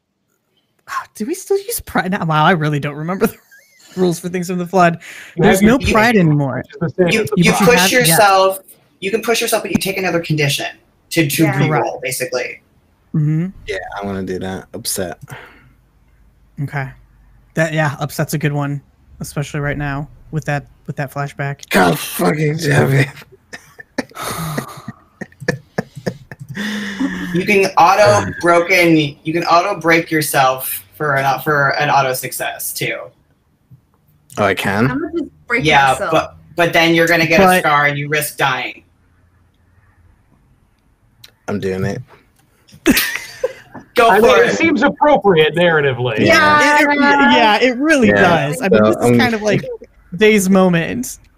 So this is happening, and they're about to black out, and they kind of snap into it, and he just kind of they just kind of say with like muffled breath, "You should have killed me first." And I'm gonna smash my hand through his chest, and like probably through the other side, smash it through, and like there's like this squirming slug, and I'm just gonna like. So you manage to pierce through this flesh and into the stomach itself. And you're not sure what you've grabbed at this point. You just everything. It has taken everything of you to perform this action. And you pull out part of the stomach. And inside is this squirming creature. It cannot be separated without surgical means at this point. It almost seems like it is one with the stomach itself. But it looks just like Jacob had. It looks just like Sarah. It looks just like all of the other Derricore and Avani. And it is writhing in your hand, starting to kind of emit an enzyme that would have otherwise, I would have otherwise had you roll to almost like not be charmed by it. But you are just so in this moment. Everything from your past coming back. Every person that this creature has taken from you. Every human being and more that this creature has ended. I'm losing you, Gnome. I'm losing you. And Gnome's slowly falling down a well. What? There you go, you're back. You're fine. There we go. What happened? It got existential. Your audio decided to have a grenade go. went off, and we all had tinnitus. All right, I don't know why, but it's cool. So you're grabbing it, and eventually you just hear like that satisfying like.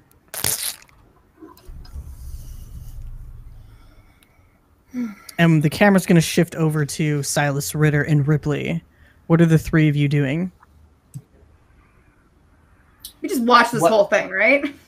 What's the big guy doing? Still making up the distance, running at delay. No stopping. Can I try to cut It'll this be thing there. off from getting... Can I try to cut that thing off from getting to delay? I don't know if you'd be able to get there. I mean, like, you can't get in front of it, but you can certainly try to stop it. Yeah, can I try to, like, sideswipe it? Mm-hmm. Cool. Alright, so...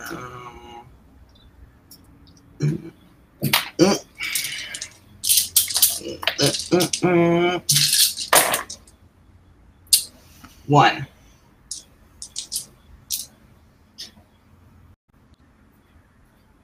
Yeah, go ahead and explain what you're doing. Okay. I think Ritter kind of sees this horrible scene of ripping out stomachs and, you know, all that other loveliness, but I think his eyes kind of like focus more on the moving, hulking Popeye figure covered in awful viscous fluid. And I think he kind of like tries to rush over to sideswipe it with his shoulder. And he is not making any attempt to keep the very sharp, pointy hands at bay. In fact, it might be better to use those to kind of shove his way in. Yeah, sure. Yeah, that's fine. Yeah, so the two of you kind of get tangled up together for a moment. It's movement slowed enough that it now has to actually deal with you instead of continuing moving forward. So it does pause for a bit.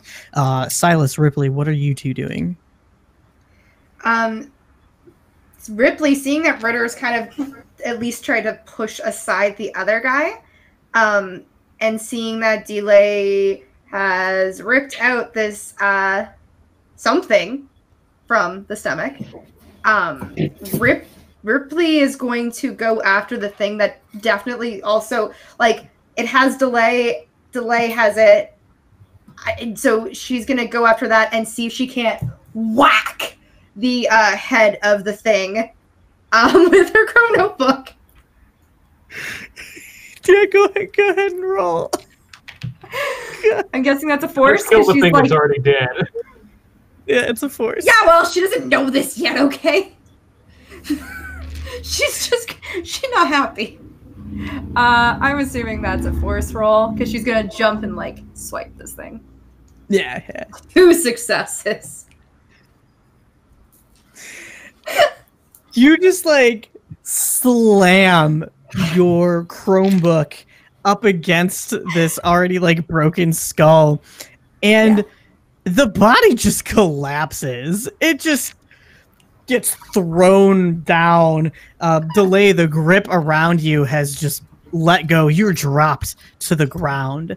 The body just kind of crumbles next to you, and its insides just start pushing out from the hole. Okay, you're muffled that part. I get what you're saying. I think Delay's unconscious. Yeah, you got to roll for your scar now. Yep. So as long as you roll you roll 1d6. As long as you roll above a 1, because you have 1 scar right now, then you succeed. This is 2 scars. Is it not? Yeah, but it doesn't count the scar that you just get. Okay. All right, let's roll. Still got 2 auto successes, so I might need to use one. Yeah, you might need them. Yeah, you might want to just use one now. Oh no, I do. I'm fine. Okay, you're fine. You're good. Right. Yeah. So now you have 2 scars. Yeah. What could possibly go wrong? What's this one gonna be? After that, if like Ripley sees that Delay is unconscious, she's going to probably go to his side, to their side, and Delay, are you good? Are you? And just try talking to them. Okay. As you are doing this, we're going to switch on over to Ashley, Chloe, Sarah. What have you been doing in this time? You saw the creature got up off of you and started running. Okay, well, I scrambled to my feet after being... Did I get hurt when I got shoved to the ground? Would you like to be hurt? I mean... What a fucking question is that? I just wanted to clarify. It technically was a successful attack, so probably yes. Okay, I just did that to myself. Would you like to be hurt? Too bad for What a me horrible being good DM and getting it question. clarified. Okay, so I have narratively given you all no. the option to choose whether or not you want to take a condition. Ashley will get to her feet, even though she's in a little pain. Check on the others. Yeah, Chloe's already run over to you and it's like, oh my god, are you okay? Yeah. Yeah. Where She'll did he reach go? down and Why help did you he up. leave? She'll let you help her. I don't know. I mean, maybe it didn't seem like we scared it. Sarah? We can't let it get away. And she's kind of like running after it now with the torch and. Well, I guess we're going that way. Yeah, she's got the torch. Yeah, so I'm gonna run after her. I've got the bat, and I'm like, ow. Yeah, so you are all just kind of like the both of you are now like running after Sarah. Sarah is much faster than both of you. Those Derricore legs kicking in, and yeah, so the creature bounds much further ahead, and as like the creature comes in, just as we're seeing, Delay being held up in the air, Silas, Ritter, and Ripley are entering from another direction where they had seen the creature kind of sprint in front of and then started chasing. Casal started chasing.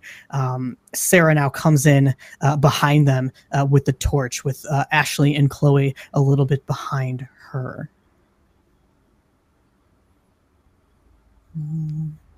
What you doing? I'm going to assume I'm distracted and I don't see the light of my life. Yeah, I mean, because you're actually, this is probably right when you're like engaged, you slam right into the creature. Is that I mean, the only person who's not doing anything is Silas. Yes. Yep. Because he's useless. He's not. In this instance. So like I think as he's kind of like trying to figure out what's going on, he's the one who turns back and sees like this sort of mob, and his kind of jaw drops as he sees Sarah actually like charging into back. Because this is the first time he's seen her. Like also in 3 years. Yeah. Yes. He doesn't do anything because he can't. I cast aid on Sarah.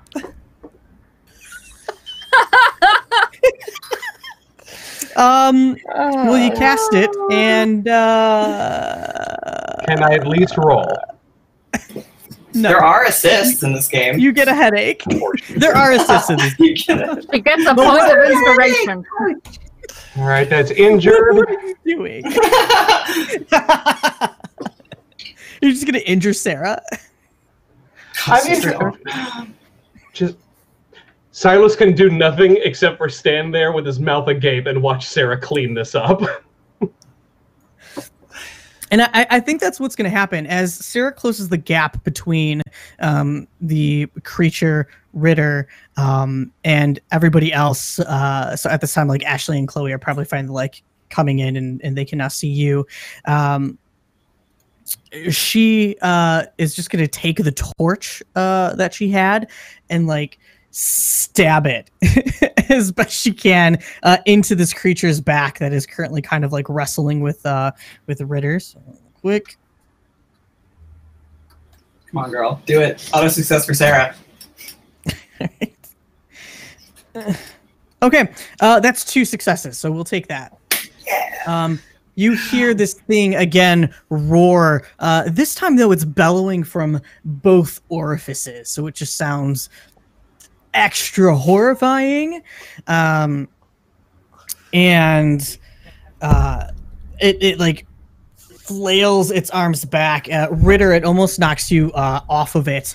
And Sarah pulls out the fire, though now the torch is extinguished. And there are burn marks all over the back from where the flames had hit. Do we have an anime moment when she hits this thing, it bends over far enough where our eyes can meet?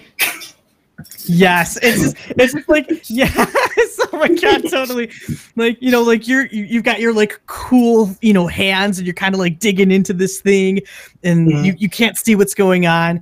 Sarah slams the thing from behind and it does that like bending thing and your hands are still in and like it split screens, right? And your 2 eyes just lock in meet.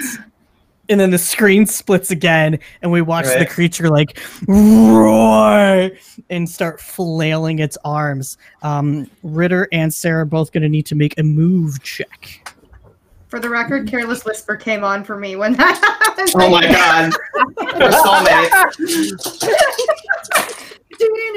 Anyways, I'm good. I got 1 success. I'm rolling great. I'm not. Nice. You can stop at that anytime. Yeah, no, we're good. Yeah, no, we're good. She had 3, and I had like 4 more dice to roll. We're fine. Sarah's good. so she just like moves out of the way, like it was nothing. Ritter, how about you? I think it's almost like the brows go up in like a very worried kind of, you know, emotion, but then he realizes that this thing's gonna try to kill him, so he kind of almost barely escapes just in time as this thing kind of flails a Popeye arm out at him. And if I am allowed, he will try to do this thing in, or try to attack it with those hands. Yep, please go for it. Okay, I'm using Sarah with Sarah. Now it's awkward. Fuck. Let's see. 2 successes. Okay, go ahead and explain what you're doing. So it's almost as if like he's suddenly worried that she's gonna get hurt now that she's suddenly here and active and can clearly take care of herself, but he's not thinking about that. And he kind of like rushes towards this thing, and his hands go into the gaping orifice in the stomach cavern, and there's kind of like this burning, sizzling noise that comes from the contact of the heat-sinked talons. Mm-hmm. And yeah, hopefully that does it. Yeah, with 2 successes on top of the bullet that it had already taken, you feel it like you could see the body convulsing a bit, bubbling from the inside, really. But I am going to have it clamp down its mouth that you just put your hand into. So, that's fine. Oh, hold on. Sorry. Can I roll to see if I saw this coming? Yes, you can. Please do. I have a condition, so I need to roll one less on my empathize. One success. Okay, yeah. So, remember when you laughed that I said you got a headache because you wanted to cast aid? Oh, God. You got a headache. And the scene kind of rewinds for a moment. We reverse the anime looks between Ritter and Sarah. As Silas, you're there kind of holding onto your head and you see what happens. What are you doing? How are you going to prevent that? So assuming, since Sarah caught up with us, I'm assuming Chloe and Ashley are near me as well. Yes. Can I, and this is, I guess, up to Janaya, can I take the crowbar from you, Chloe? Yes. I think Chloe would have had it directly for you, so you could just take it out of her hands.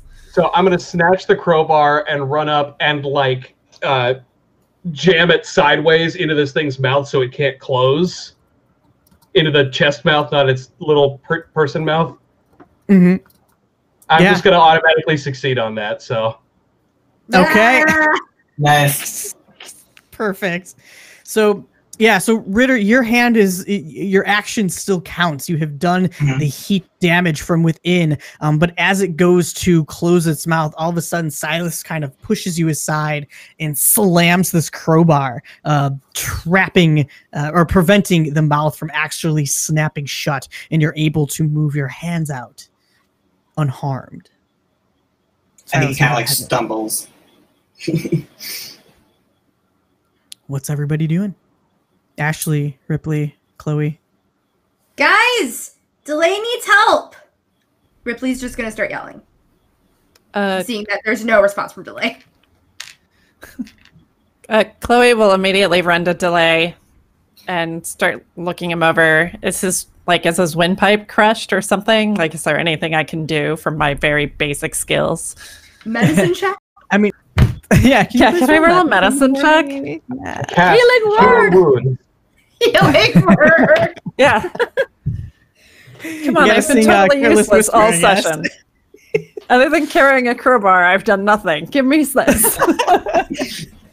Yeah, I mean, you can see that there's like a handprint, a solid handprint around Delay's neck, just bruised, and just, capillaries have burst all around their face. They look pretty banged up, scratched up. They got thrown, halfway across to nowhere, probably have some glass embedded in, parts of their body. They're not looking good. They're breathing, but they're not looking good. Okay. Chloe will do whatever she can to support his neck, like to put something to support his neck. Go, yeah, guys, this is not doing okay. We got to get him out of here. Yeah, no shit. Do we have... my bike isn't gonna be enough. Do we have... I saw Ash. Does she have the car? You get him say my name, and that kind of snaps me out of... I kind of figure that I rushed up with the bat. There's no longer anything to bat. And now I'm seeing that Sarah is very close to Ritter, and I've gone silent.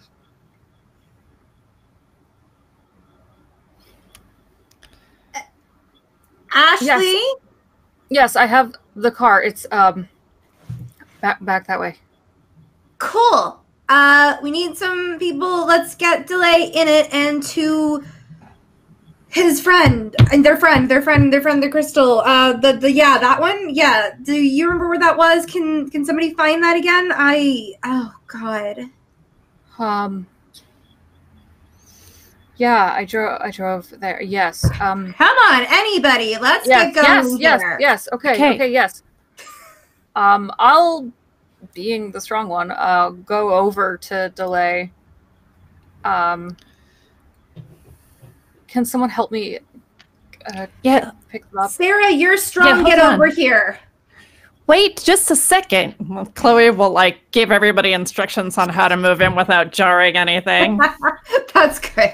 Yeah, I do think with like Chloe's knowledge of biology, just in general, it prevents any additional harm from happening to delay. Good. So I think that's pretty resourceful. As they're kind of like bundling up delay and trying to figure out how to get to them, was somebody going to the cars? Is that? Did I hear that? Yeah, we were going to try to find our way back to the car with delay to drive. Although, is the hedge maze still up? That's so as you're kind of like moving delay now. I think at this point, like the ground kind of starts shaking again, and all of the roots and the leaves start rescinding back deep into the earth. Good. So as they're kind of rushing delay to the car, Silas is still kind of wrangling the creature away. The creature's not going away. Yeah, it's not dead. Yeah, it's not dead yet. Nope. But I will do my best to sort of wrangle the creature away so that Sarah and Ritter can have a cinematic moment. We can't have it now. We have to kill something first. God damn I'll do it. Have a moment. Okay, you know what? Silas will kill the thing. Yes. Sarah has delay with me. Yeah. Sarah's helping me carry delay. I'm trying to direct. Okay. Ripley yelled at Sarah to go help with the body because Sarah's strong. But I thought Chloe. And you two seem like you Yeah, got I thought Chloe did it instead. So I don't know. Yeah, Chloe is assisting, like wrapping delay up, right? Yeah. Okay. So can I roll a force? Why did I just ask that? But yeah, can I roll a force to try to finish this thing off? Yes, you can. Please do. All right. If anybody's got any bits they want to donate, I'm rolling 2 dice. Wait a second. And no successes. Okay, yeah, your crowbar is still wedged in there, and the creature's just kind of like flailing pretty senselessly. It doesn't seem to actually even try to be attacking you at this moment. But again, the ground is shaking, and the hedge maze itself starts to disappear, and the ground kind of smooths itself over as if it hadn't been there. Although there is still a car smashed against nothing, on fire. Whatever's left of it is just a charred remain. There is, Delay's bike on the ground, and a little bit of ways you can see Ashley's station wagon still on. Ripley is going to be very frustrated, sees that Silas is just trying to wrestle this thing, and she's going to go up with her Chromebook and try to smack this one in the head, too. Clearly went great the last time. And whatever head it has, I don't even know. I mean, I'm also assuming if Sarah left, I wouldn't be having this anime moment right now, and I would obviously be helping Silas as well. So if Ripley fails on that, now I'm confused. I thought Sarah didn't leave. Yeah, like I don't know where Sarah is right now. I don't know. What is Sarah doing? I think Sarah can be with you, and Chloe and Ashley can be moving delay. Yeah. Okay. Just for dramatic intensity, that seems fair enough to assume. Sounds good. Plus, I mean, Chloe and Ashley are pretty strong. Like they can drag delay. What's Sarah like, or delay like maybe 120, 30 pounds, maybe. Soaking wet. So tall, so skinny. Yeah, Tall, skinny girl. For the record, Ripley does not do. Ripley is too short to apparently hit this thing in the head. I don't know what happened. Oh. It's just flailing around too much. Like you almost actually hit Silas instead. Sounds right. I think because Sarah's still there. Then Sarah will roll. And that was Sarah doing a lot of damage. Are you okay? No, it's my cat throwing things from the kitchen cabinet. All right. Now the puppy's awake. Sarah got one success, and just kind of with the whatever she had in her hand that was serving as a torch, just kind of like uses all of her might to slam into like the neck area of the creature, and again you hear that satisfying like snap of something rather important, and the body just goes limp and collapses to the ground and just again starts kind of convulsing, probably swallowing the crowbar, to be honest. No, except it doesn't, because I Silas wants like it back. You want it back? But Okay, we that's can all fine. use it for later. That's fair. What are you doing? It's dead Ritter, now, what are you right? doing? We all know this is your scene. What are you doing? Yeah, seriously. I You feel see like Sarah he's. with this torch in her hand. I think like once she smacks it for the second time, and it does away with the monster. The mechanical instruments on his hands kind of like give way and kind of drop down to the ground and reform back into the ball, but he doesn't go to pick it up. In fact, his eyes kind of like well up with tears.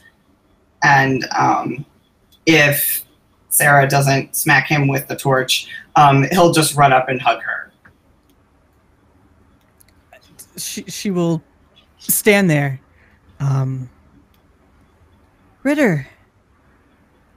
And like awkwardly a hug. It's not a common thing she's used to doing. It's okay. His hug is very, very warm. It has been so long. Your friends told me about you. Are you okay? He's kind of like, he's trying to keep like the tears in check, but it's kind of like ugly tears at this point. And he's like, no, but I'm so glad you're okay. I'm so glad you're okay. I'm so glad it was a lie. I'm sorry for the hurt that I have caused you. Your friend felt it was necessary, and perhaps she was right. I'm sorry. I'm sorry for everything that happened then. I should have.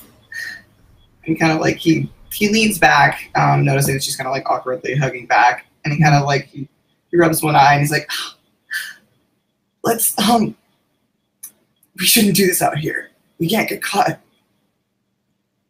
And she kind of like looks around. Oh. You're probably right. What if more come? Yeah. Come on, let's go. Okay, let's make sure your friend is okay. Right. And she kind of like reaches and like takes your hand.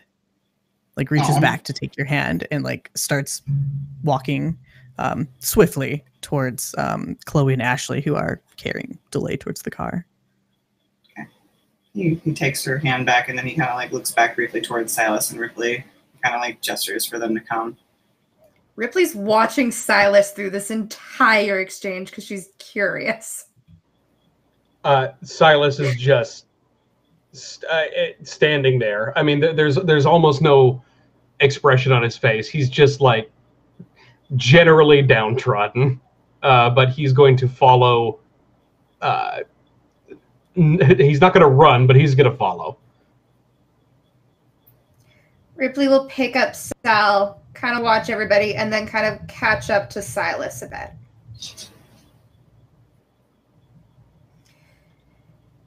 I have some information for you later. Yes, you're.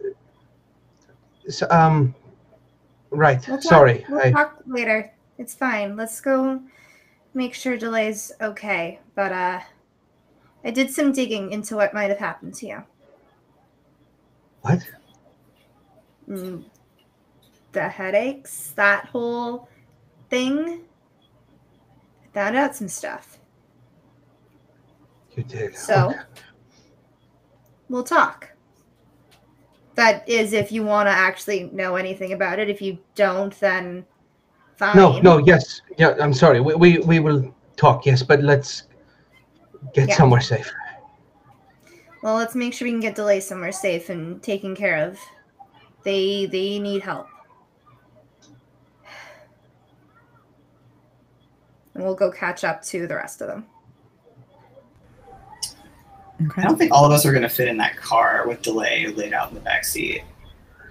No, but You I think as soon as Ripley so sees... many teenagers in a car, and it's a station wagon. So It we is- put Delay it in is the a back. Delay to the roof, Yeah. like a Christmas tree. No, we just put him in the back. There's like that back area. So we've got him in the back, and then we have Ashley in the front, and Chloe immediately slides into the passenger seat if she can. And then you have Ripley and her two dads. And In the Sarah. back seat. And Sarah. And her aunts, yeah. And Sal. And so, like, It's, apartment. it's a tight fit, but I think for the sake of time, we'll go ahead and say y'all make it. It's pretty rough. Chloe, though, go ahead and roll me. God, what would it be? I want you to do like a medicine check, essentially, just to keep Delay comprehend. stable. Yeah, Comprehend. I think that's fair. Jesus.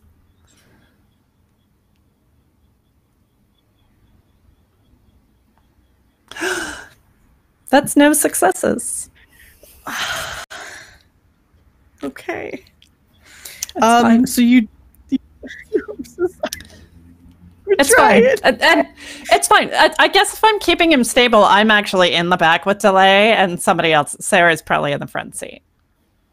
And Delay just dies instantly. Yeah. Nice.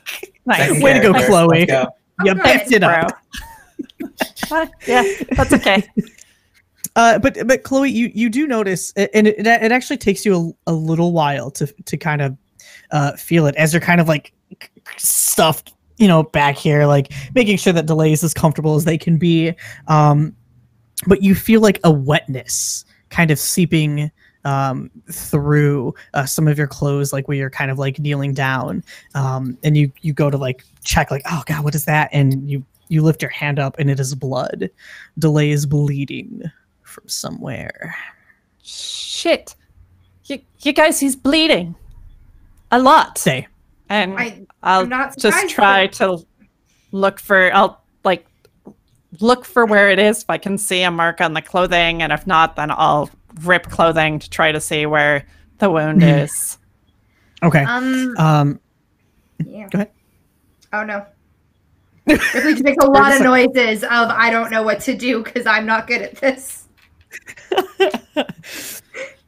All right, so I mean, Delay's got their fantastic leather jacket on, and nothing seems to have been, I mean, Delay's gonna die. They're gonna look good, right? So that dope ass leather jacket seems to be completely unscathed. So you kind of like shift it aside, and as you kind of like lift their shirt up, you could see a piece of shrapnel from the car is lodged in their side and seems to be oozing blood. Okay.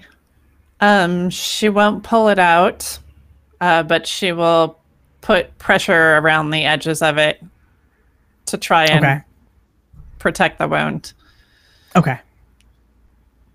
Go ahead and roll me another comprehend. That is one success. Hey! All right. So you know not to apply pressure. This is where the fun paramedic stuff comes in. Instead, when you have a penetrated object into a human being, and they're moving, you definitely don't pull it out. You know absolutely not to pull it out. You start packing the area around the piece of shrapnel to help keep it stabilized. so that it does any bounce that kind of happens, it helps keep it in place, because any little movement could potentially nick something incredibly important. So you've been able to stabilize it, and delay will be good and packaged up for the remainder of the car ride as Ashley is booking it to Crystal's place. And we say that you make it there. What are y'all doing? You've made it to the hideout. Someone want to run ahead and preface this to Crystal, maybe?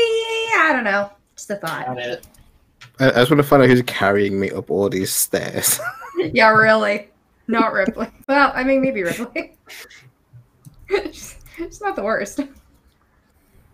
I mean, you've got some since people who can. I'm probably at least one of the people helping carry. I can't be the one that goes and tells Crystal. So I think it's more fun to kick the damn door in with a corpse. Yeah. Sorry. Not a corpse. No! Michael! Hi, welcome to Weekend at Delays. Weekend at Delays. Yeah. Wow. Oh, can we please do that? Let's just Please. pretend Delay is perfect. If you don't save Delay, yeah, that's next week's episode.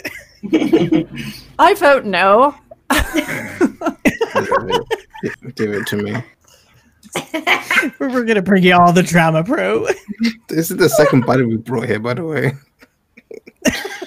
Oh my god. Yeah. This one at least usually lives here. That's true. I have a bed. Delay comes back next episode as a revenant. Nice. Yes. I love it. Too good. If nobody runs up to talk to Crystal, Ripley's going to. Okay. All right, so Ripley, you'll be the first one up, while others are helping Ashley start moving Delay out. Chloe is kind of like guiding them, right? Like, don't move this here. No. Careful. So Ripley, you go dashing up the steps to the third floor where Delay and Crystal's hideout to have been, and the door is smashed open. I pull out my gun. I am not okay with this. I see Pro's face. This is no bueno. Hey guys, it just got worse. I still have to have some surprises for you, Pro. God. Can't plan everything out. Very cautiously, as if Ripley watched one too many cop shows, kind of just starts to like angle herself so she can kind of peer in, figure out if she can get a view on anything in the room, like in the immediate. Okay. The room itself, as you're kind of like walking through, is a mess. I mean, it was kind of messy before, but this is violently a mess. Things are smashed, turned over. There's papers and wires and other types of material just strewn about all over the place. And as you kind of step further inside, the coffee table that had been resting on top of Hernandez's unconscious body is just completely flipped in across the side of the room. And the body of Hernandez is still there. Oh, okay. It's still there. Mm-hmm. It's unmoving, and there is just a massive pool of blood that is kind of dried from his neck and spread all around his body. Cool. Crystal? Ripley's just gonna call that out. Okay. I'm good at this. You can hear some shuffling off to the side in the corner. Yeah. God, okay. And as you kind of move in, you can see Crystal, her arm just clearly broken. She's very, beaten up and kind of like starts pushing herself up. And there's like a knife sticking out of her leg. And she just kind of like looks at you for a moment and says, "Excuse my fucking language. Fuck!" And just like yells as she pulls it out and just throws it down on the ground. I've had worse role models. It's okay.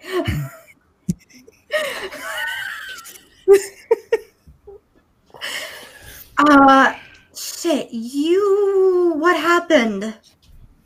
God damn it. Delay's not okay. You're not okay. Shit. What's wrong with Delay? Worse than you, but you're not looking so great. What happened here? What happened to... And she points towards Hernandez. Fuck, it was that fucking brat. She just tries to like sit up, and as this is going on, what is everybody else doing? I think we're all carrying Delay up the stairs. Yeah. It's just like this like comical attempt. Carrying a body, unmoving body, by the way, up 3 flights of stairs is one of the worst experiences that you could potentially go through in life. Do you know this now from experience? Let me just let the camera zoom in to my face for a moment. Please let the camera freeze here again. That'd be great. Yes, many a dark days, transporting bodies up and down flights of stairs. Yeah. So you struggle, but between Ashley and Sarah who's incredibly strong, and Ashley who's a Hulk herself, you are able to get Delay up, and you all can see this, the door broken into, everything all around the ground. It's a mess. Ripley is over by Crystal trying to kind of help her. The now very much lifeless body of Hernandez.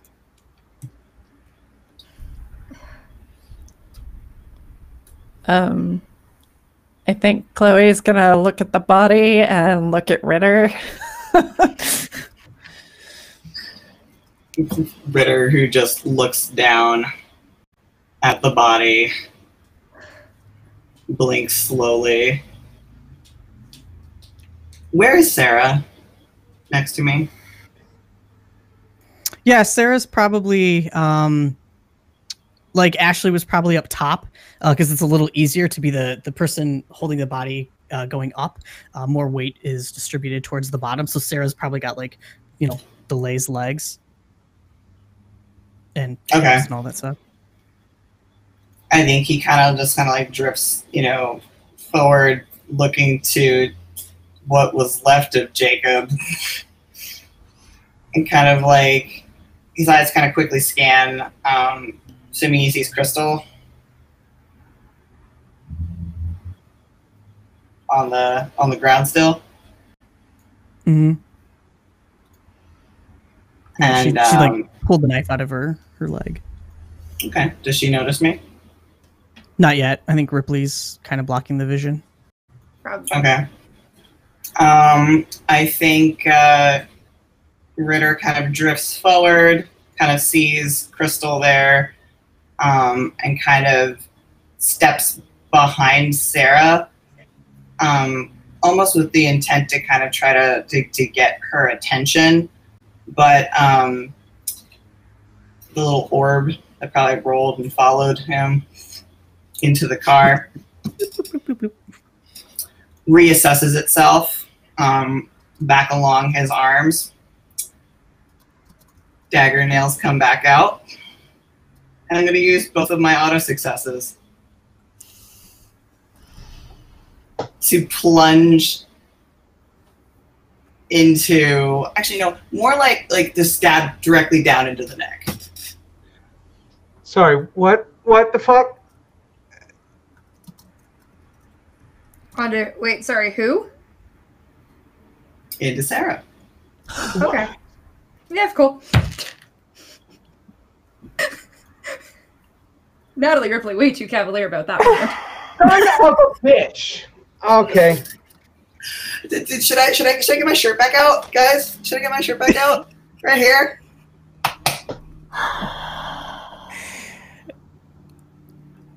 You auto success, and your blades dive deep between the muscle and sinew and bone of Sarah's shoulder and back, and she instantly drops,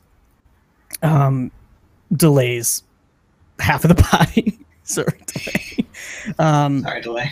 And just like screams out in pain, but can't really turn around because her fingers are so embedded. No, they're burning. They're burning too. Oh God, they're burning? Yeah, they're burning too. So cauterizing the wound while we're at it, it's fine. While creating more wounds at the same time. He is trying to insta kill here. Well, if you're attempting to insta kill, make me a do me a force. I would love to do you a force with all of these dice that I have. Get that. You need that one more success. Let's see how many I get. You've used 2. 2 successes.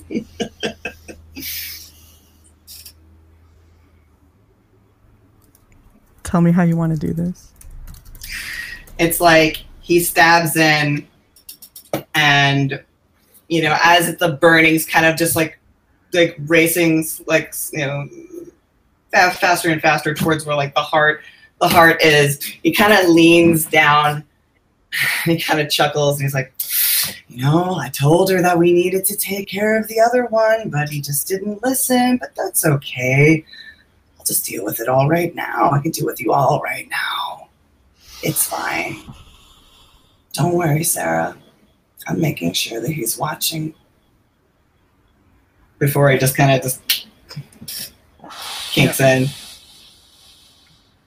She doesn't even have the chance to react.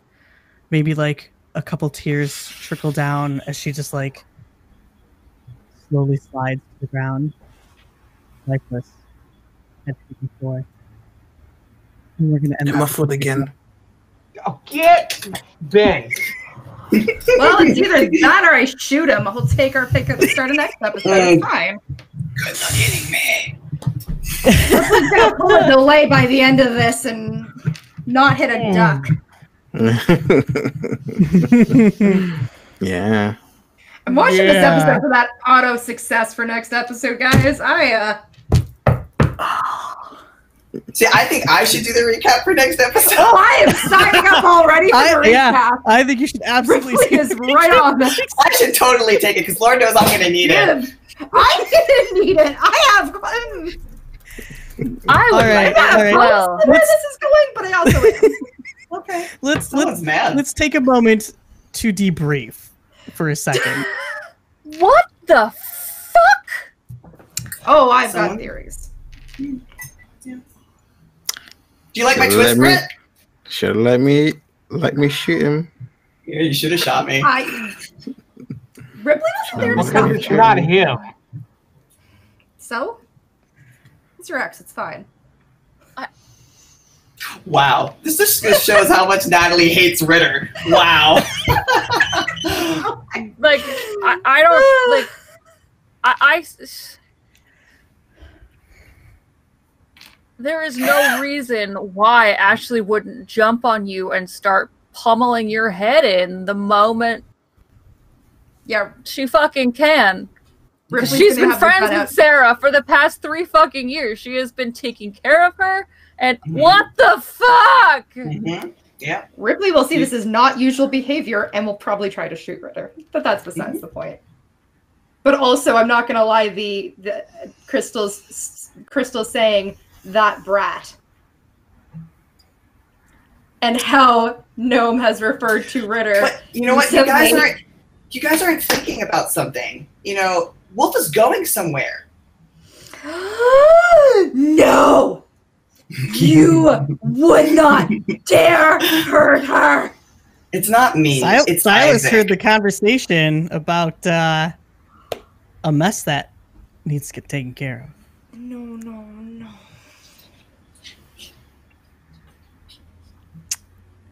So everybody, welcome to Isaac. I've been Isaac this whole time. Yeah, I'm not. No, Who's Isaac? conspiracy theory. Who is Isaac? Oh, You won't like we'll learn Isaac. more next episode, next week, because there's only 2 episodes left of Little Busters. We had to cram as much as possible into this episode. Well, I no longer feel bad about keeping any fucking secrets at all. Nope, don't. Yeah, no, you're good. Nah. You're good. You are good. So, thank you everybody for joining us tonight. We're gonna go around to the cast and get their thoughts and where you can find them and what projects they are involved in. Delay, how about we start with you, buddy? Yeah, nice twist. I love it. Fucking keep me on my toes. Give me that inevitable betrayal. Yeah, I still got some hot successes from this game, so they're gonna get used next time.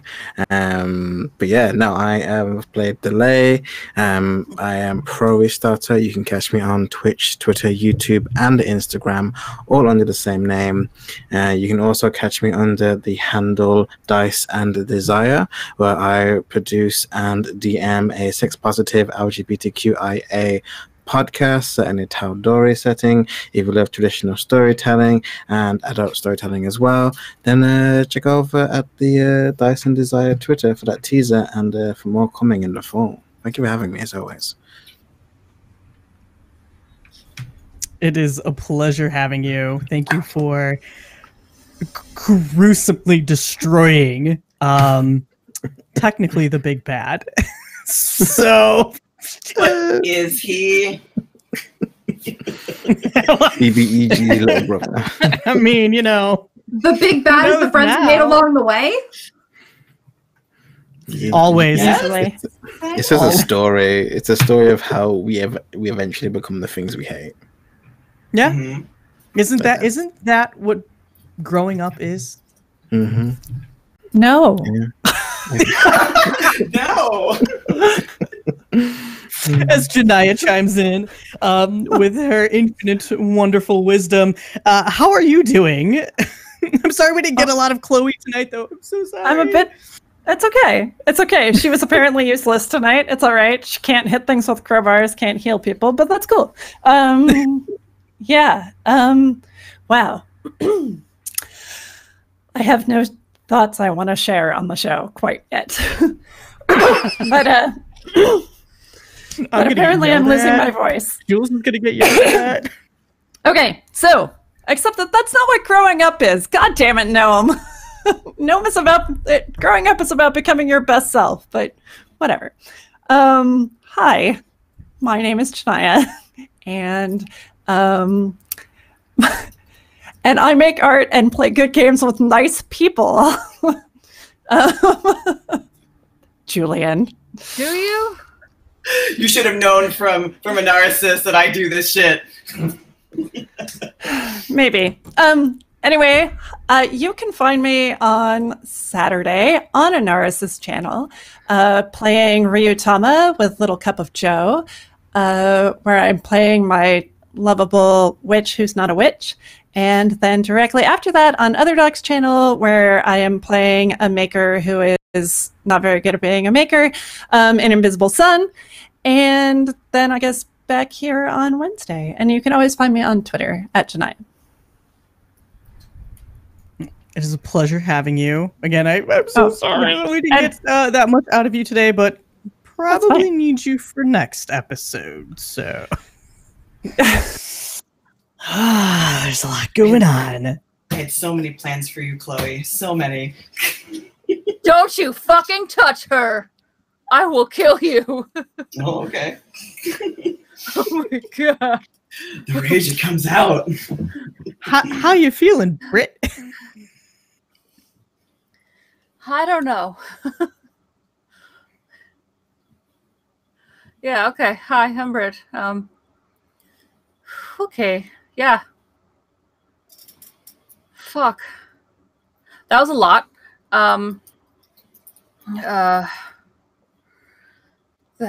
the more I like run my hands through my hair is like the more like stressed I am. And so the fact that my hair is like this right now, that's yeah, okay. Whew. I cannot fucking believe that just happened. I've got my my fidget cube here. I've been like for the past 10 minutes. Yeah, okay. That's it. I'm not. That's it. Where can people find you? Yep. I'm sorry. Question mark. That's okay.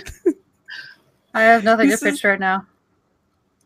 Please follow Britt over on Atomic Firebird on Twitter. They do wonderful. I usually post happy things with birds. The best happy things with birds. Like we love Rambo, who also loves this show. See, I'm just coming off of last night Alice murdering my character's best friend in front of me. And tonight this. So it's just been like 2 finales.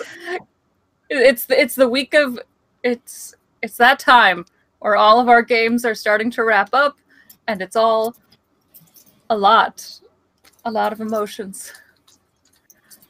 It is. Yeah. It is. Okay. But as long as you're okay, that's what matters, and we are here for you. If you no, I'm like, Britt's fine. I'm fine. I just.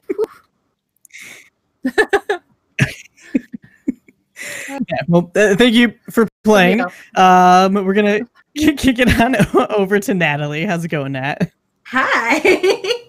I live for this sort of stuff. I don't think you understand. Find me, Natalie, at Chaotic Rogue, if you ever want to talk conspiracy theories about any game I'm playing, because I will get into it with you for hours, and I do on a lot of my other games. So this one, like, god damn, if anyone wants to talk for a while, I'm in. I've had theories for a while, and yeah. Anyways, I am, like, living for this, but that's me, and I'm sadistic. So, hi, I've been playing Ripley, the poor little traumatic 15-year-old who probably shouldn't be here right now, but that's okay. You can find me at Chaotic Rogue on Twitter, where you'll find most of my shows. I've just started a new show on Tuesday nights at 8 p.m. on Unmade Gaming, Princesses of Skysea, where I play a glamazon bodybuilder warrior princess. Oh yeah, this is like drag queen Cameron Michael. Go on. Oh, it's beautiful. I love Vespa. She is glittery and tall and buff and kind of an idiot, but I love her. She's adorable and precious and just likes to make everything, make doors. She makes doors by punching through things.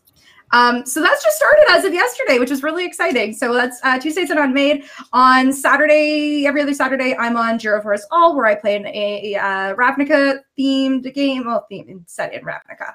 That is my other conspiracy theory game, because, you know, the Demir, that's what they do. It's just all conspiracies all the time.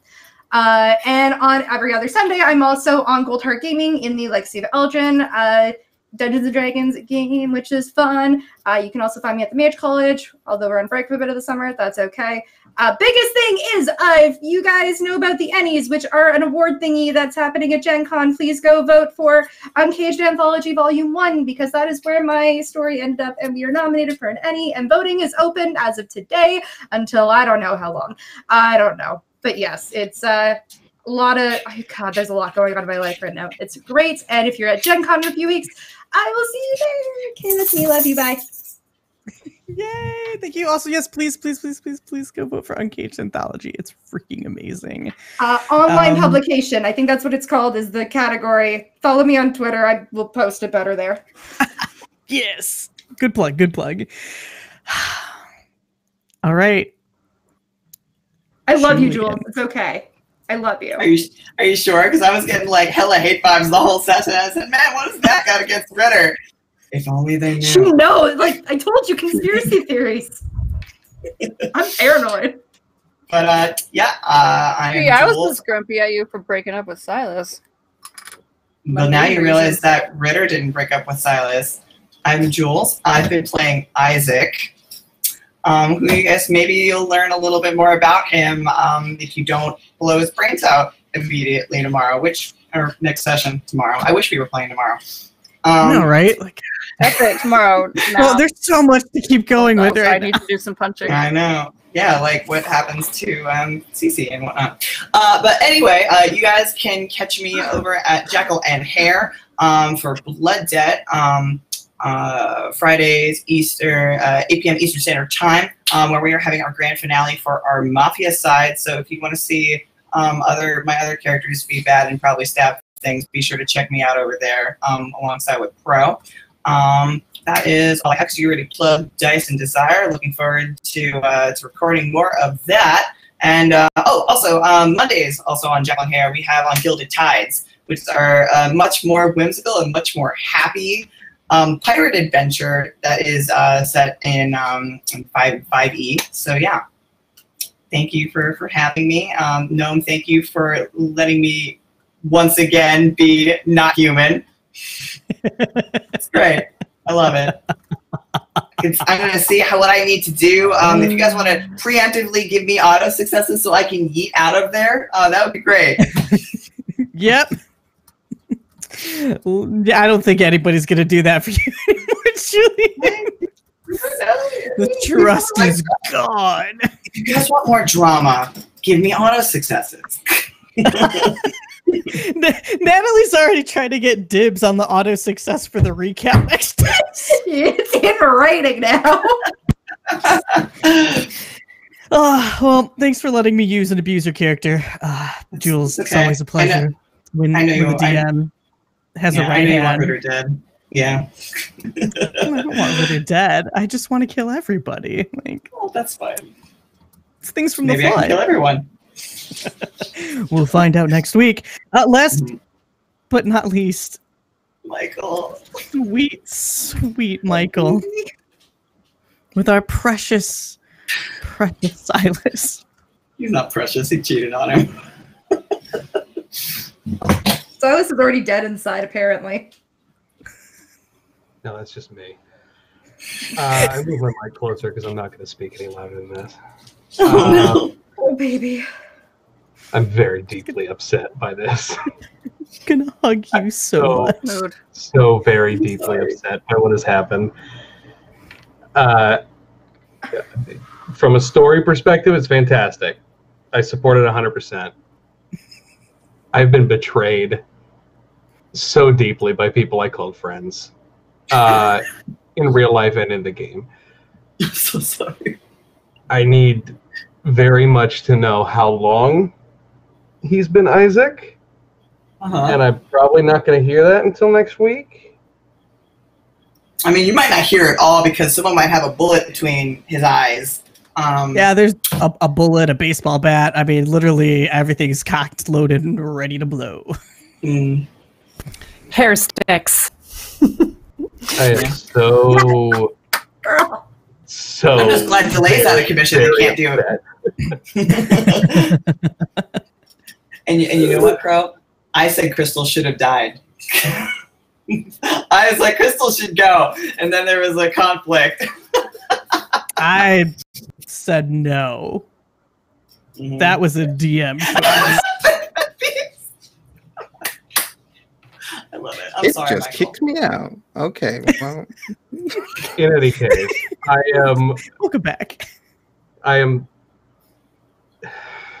in support of this for the story because it's very dramatic and it is very cool, and I am so deeply upset. But my name's Michael, and you can I'm the creator and dungeon master of the Dungeons, Dragons, and Dives podcast, which is a 5th edition adventure, which is exactly what it sounds like. We follow around Fantasy Guy Fieri looking for the mythical lost city of Flavortown. I'm going to move my mic away because I'm feeling better. You can also check me out on Mondays at Jackal and Hare, where I am running on Gilded Tides. And Julian is one of my lovely, lovely players. I'm probably going to die now. I'm not petty. Sounds like a threat. It sounds like my tiefling is going to die. Sounds legit. Because, to be perfectly honest, I've got very big plans for his character that he doesn't know about yet either. So, thank you so much. I had a lot of fun. This is probably like my favorite episode that we've done so far. Just all the way through. I don't know why, but it hit me. It hit me in all the right ways, and I'm more pissed off that I didn't like see it coming. As a person who likes to tell stories, I didn't actually see it coming, and I'm most pissed about that. So I'm gonna stew for about a week, and I will get back to you next time.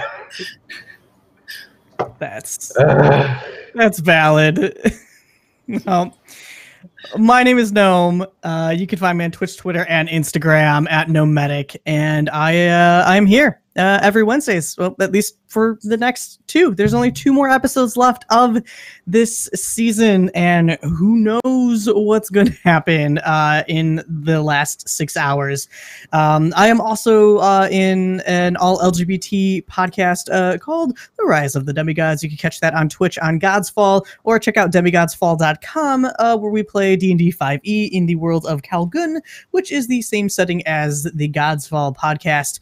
You can also catch me Monday nights over on the Greyhawk channel, where I run The Grove Where We Met, which is a D&D 5th edition game set in the Feywild of Greyhawk, based on Florence and the Machine songs. Every episode is themed specifically to a song, and it's this very whimsical kind of show. Super love playing it. And then a new project, which you should definitely come and check out, is Kobold Press's channel over on Twitch is going to be putting shows up. We have a whole line of shows coming out starting July 21st. So Sunday, you can catch me and a whole bunch of other awesome people. We are going to traverse the world of Midgard using 5th edition rules, playing Tales of the Old Margrave. And I get to play a kobold, and I'm so excited because kobolds are freaking amazing. They're almost as cool as gnomes. Almost, though. But that's where you can find me. Thank you, everybody, for the bits, for the donations, for the auto successes that really came in handy today, both to hinder and help in I don't know. Keep it up. We're going to have some fun times next week. Yeah, that's it. Thanks so much for joining us. We will catch you all later. Have a wonderful evening. Take care, everybody. Bye. Much love. Hearts.